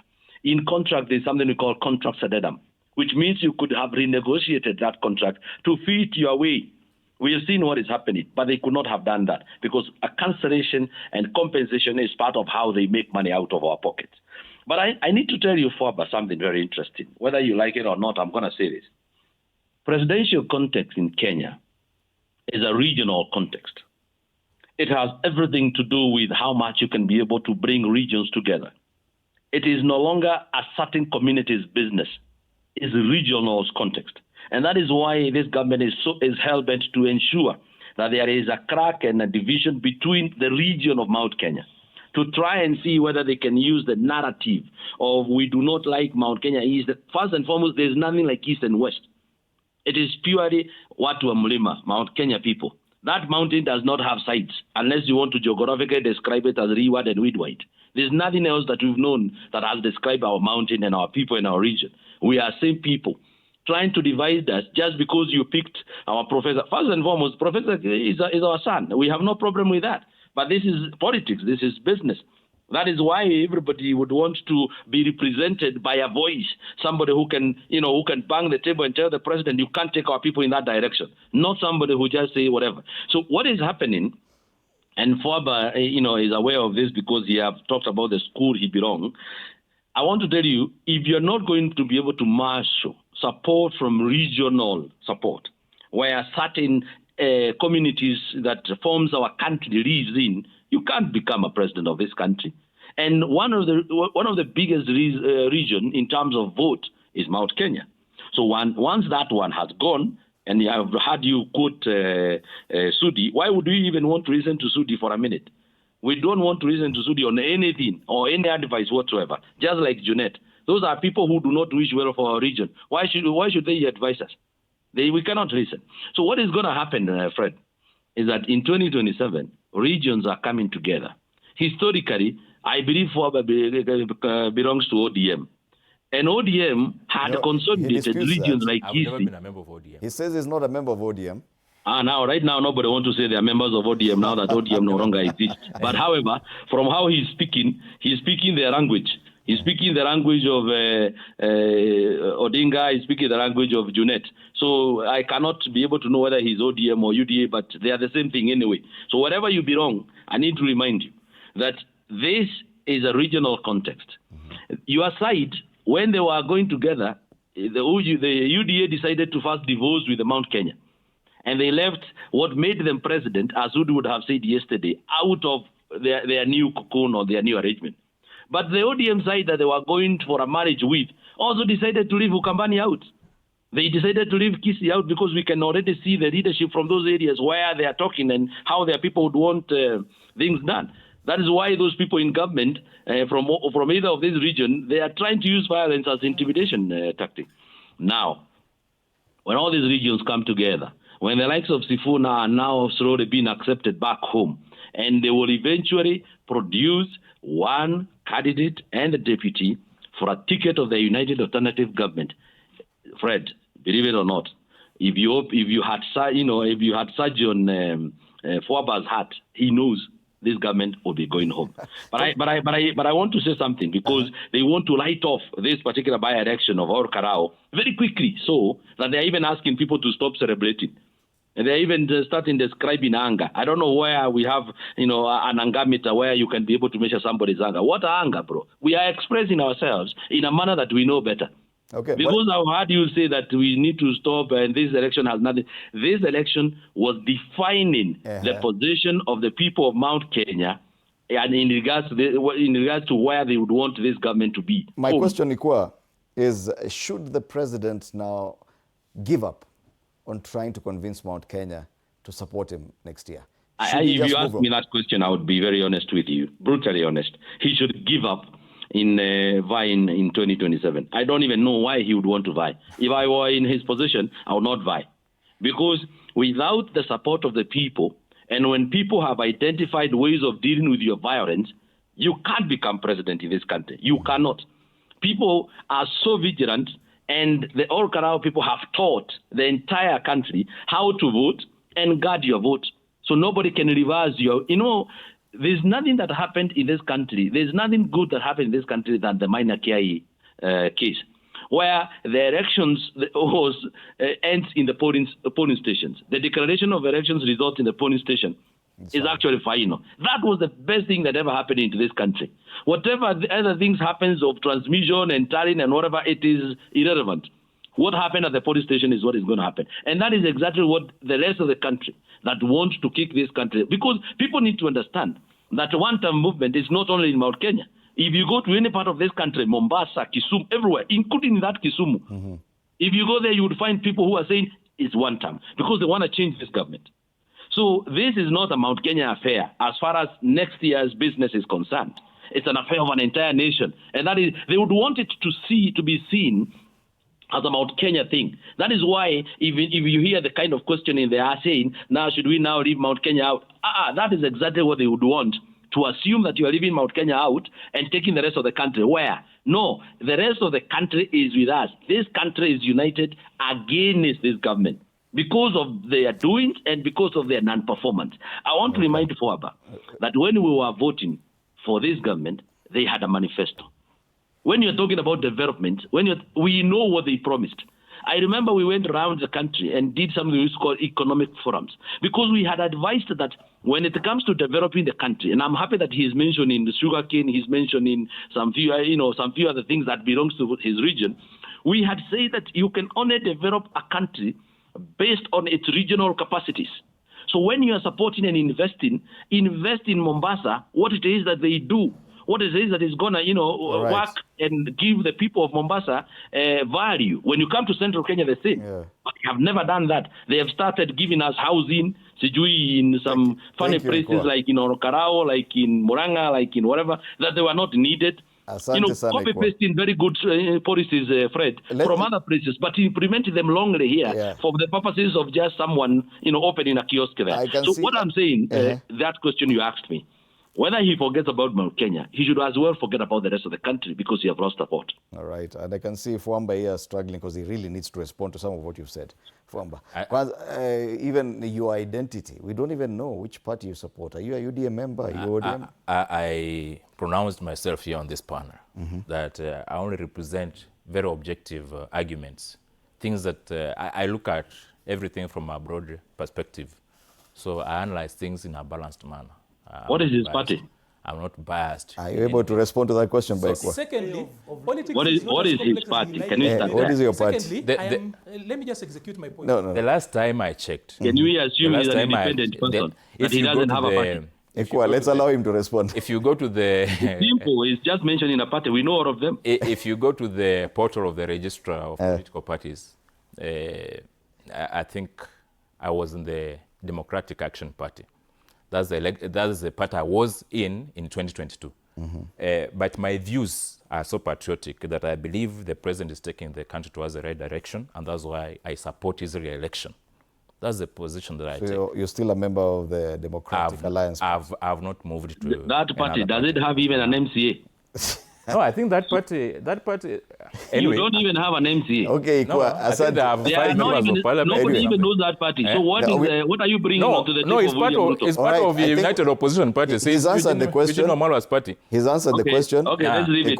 But we don't know that party. I think it's registered in No. I thought that's Eugene Omalwa's party. He's one of your members. Yes. He's one of your members. Ikua, let's allow him to respond to other issues as well. You've answered. DAPK. That is... as per the records. You're not sure? No, as per the records, but I support the re-election of President William Ruto because of the kind of work he has done for this country. And I insist that it is very wrong to continue referring to Gachagwa's problems as Mount Kenya problems. He has tried to create a narrative, and that's where I find a problem with people like Honorable Sifuna. You know, Honorable Sifuna is someone with ambitions. He's getting very good support across the country. He's emerging well.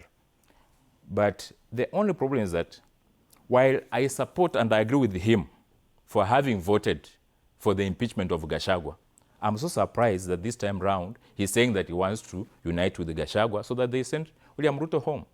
It's a contradiction.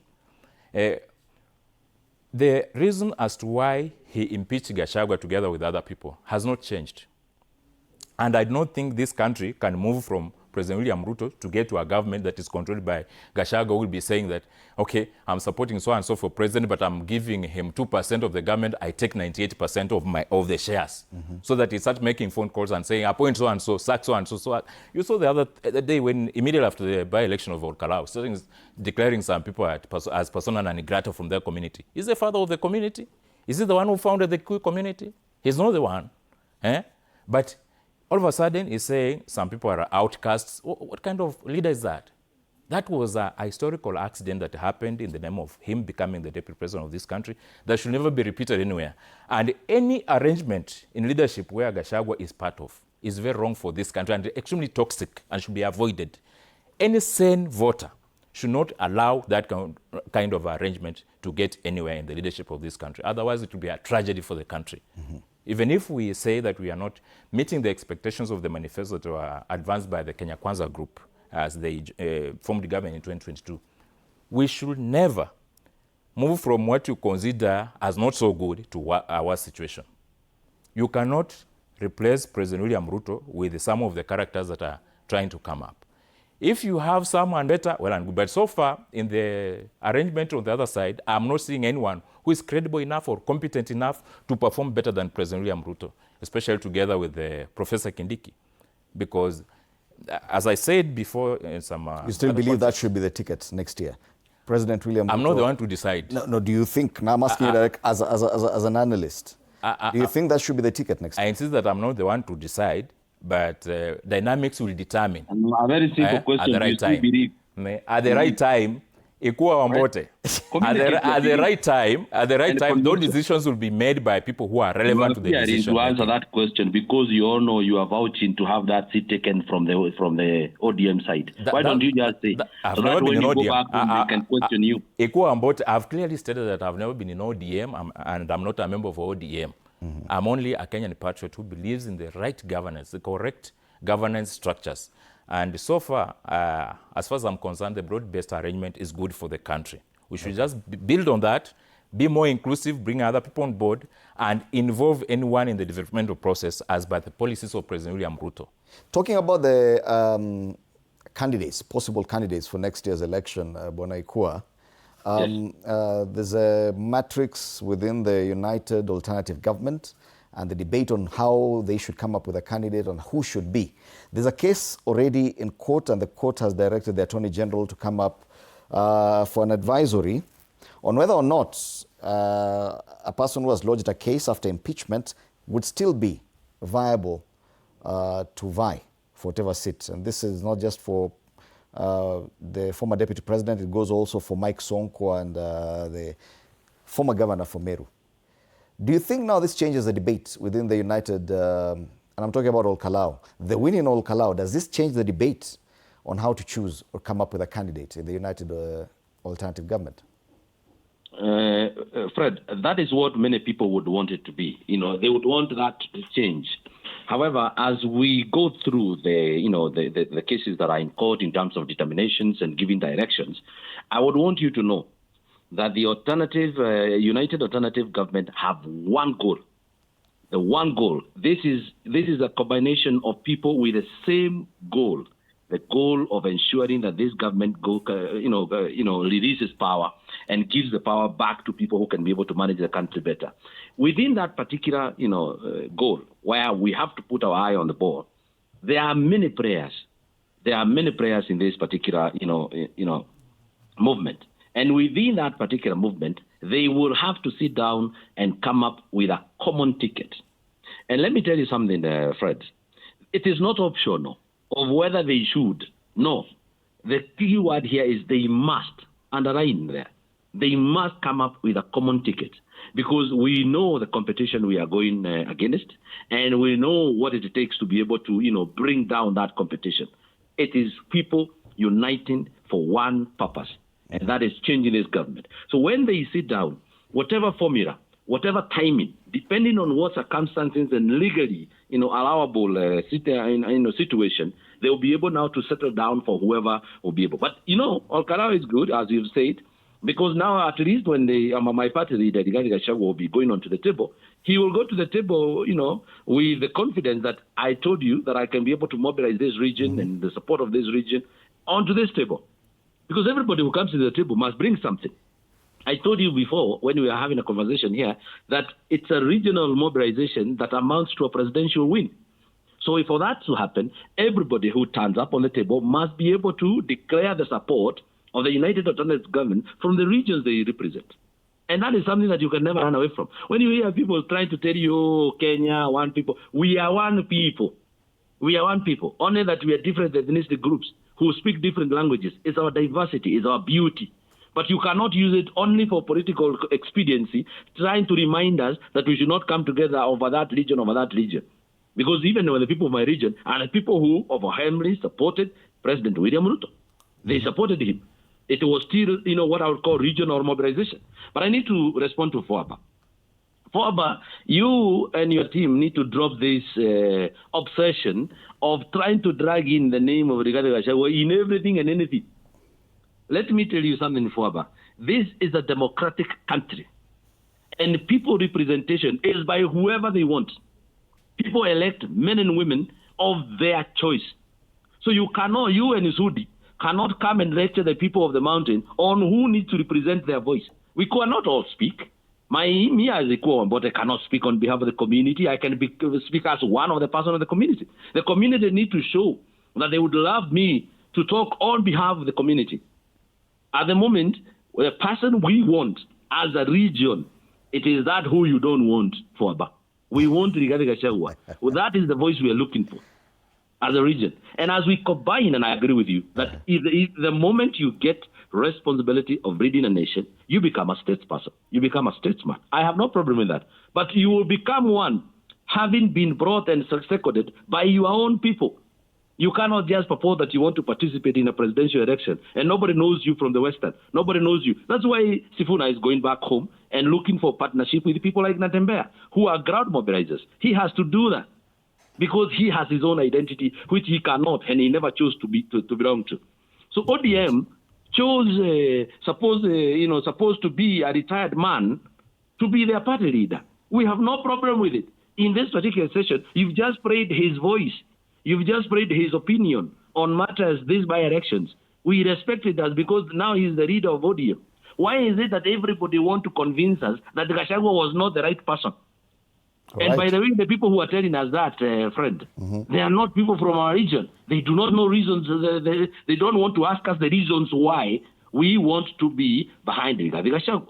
Right. We want a voice. We want someone who can actually take up the mic and challenge the government.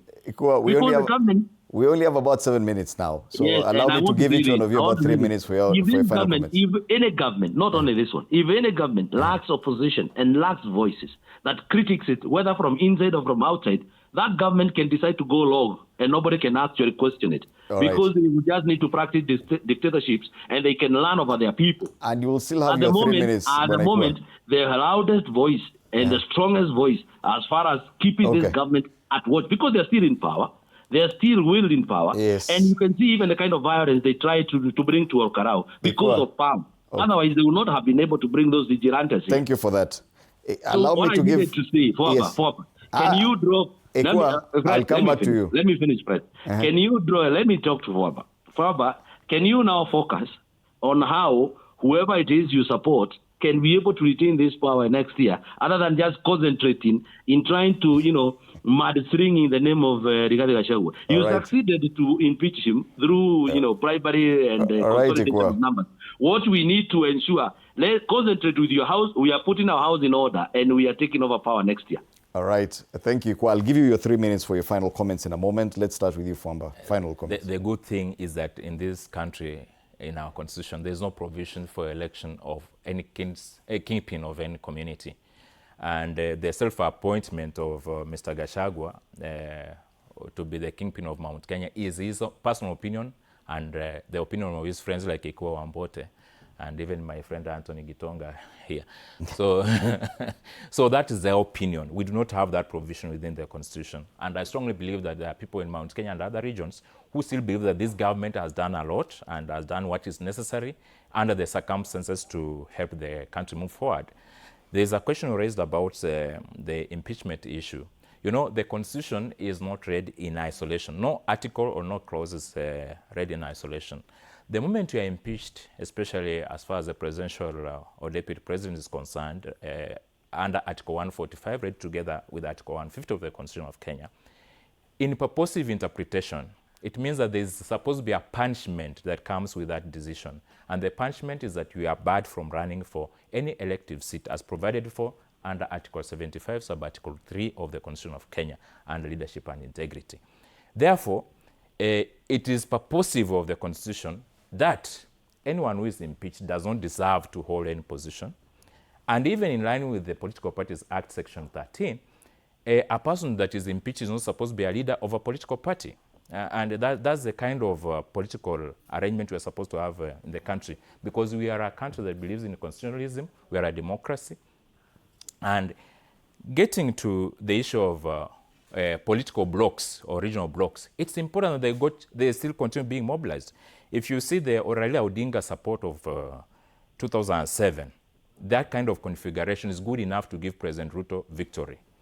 If you look at the 2022 elections, President Ruto got 7.1 million votes, Raila Odinga got 6.9 million votes.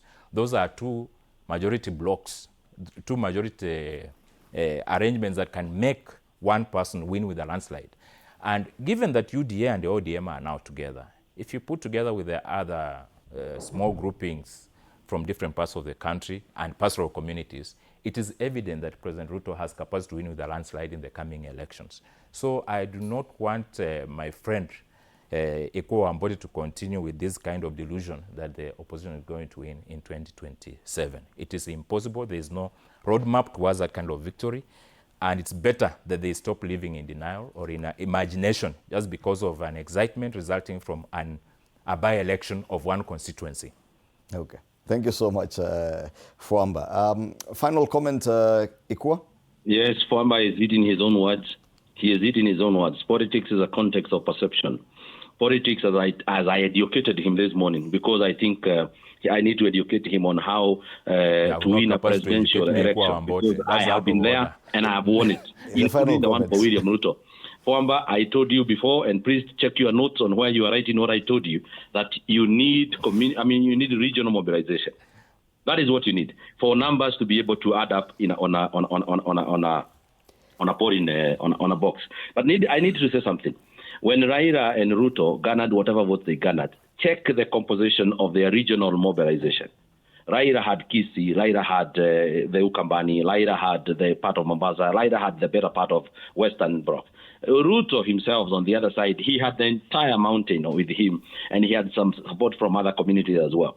The combination of Oburu right now with Ruto, it has no mountain, it has no Kisii, it has no... If you check from that understanding, and then you go ahead and refer to the national outcry and on the one-term movement that everybody is talking about, including the Northern Corridor, where they thought that they would be able to go and register, people and be able to get that. Even the rights of Aden Duere, who are supposed to man that region, are having problems. I can tell you the writing is on the wall, Fred, and this government is a one-term government, and people of Kenya want to take power back to their hands and hand it over to whoever they seem fit for this particular power, and that is not William Ruto. And by the way, Fuamba, I am not in any way living in imagination. There is nothing imagination. It's the numbers game. When you go home today, your homework, check the numbers.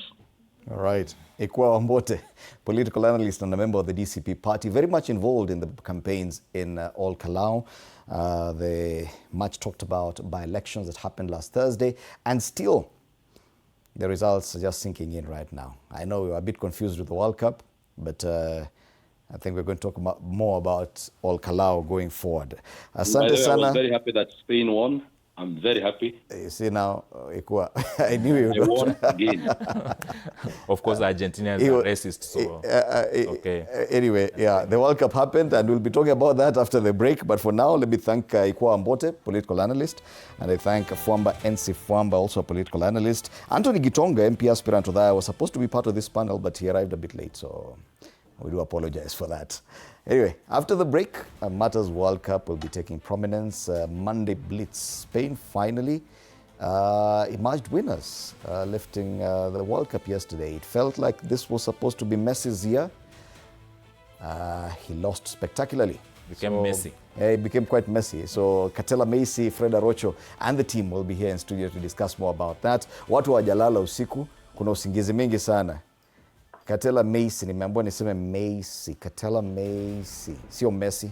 Messi ni yule alipoteza jana Argentina. Anyway, that coming up after the break. My name is Freddy Ndimuli. Good morning.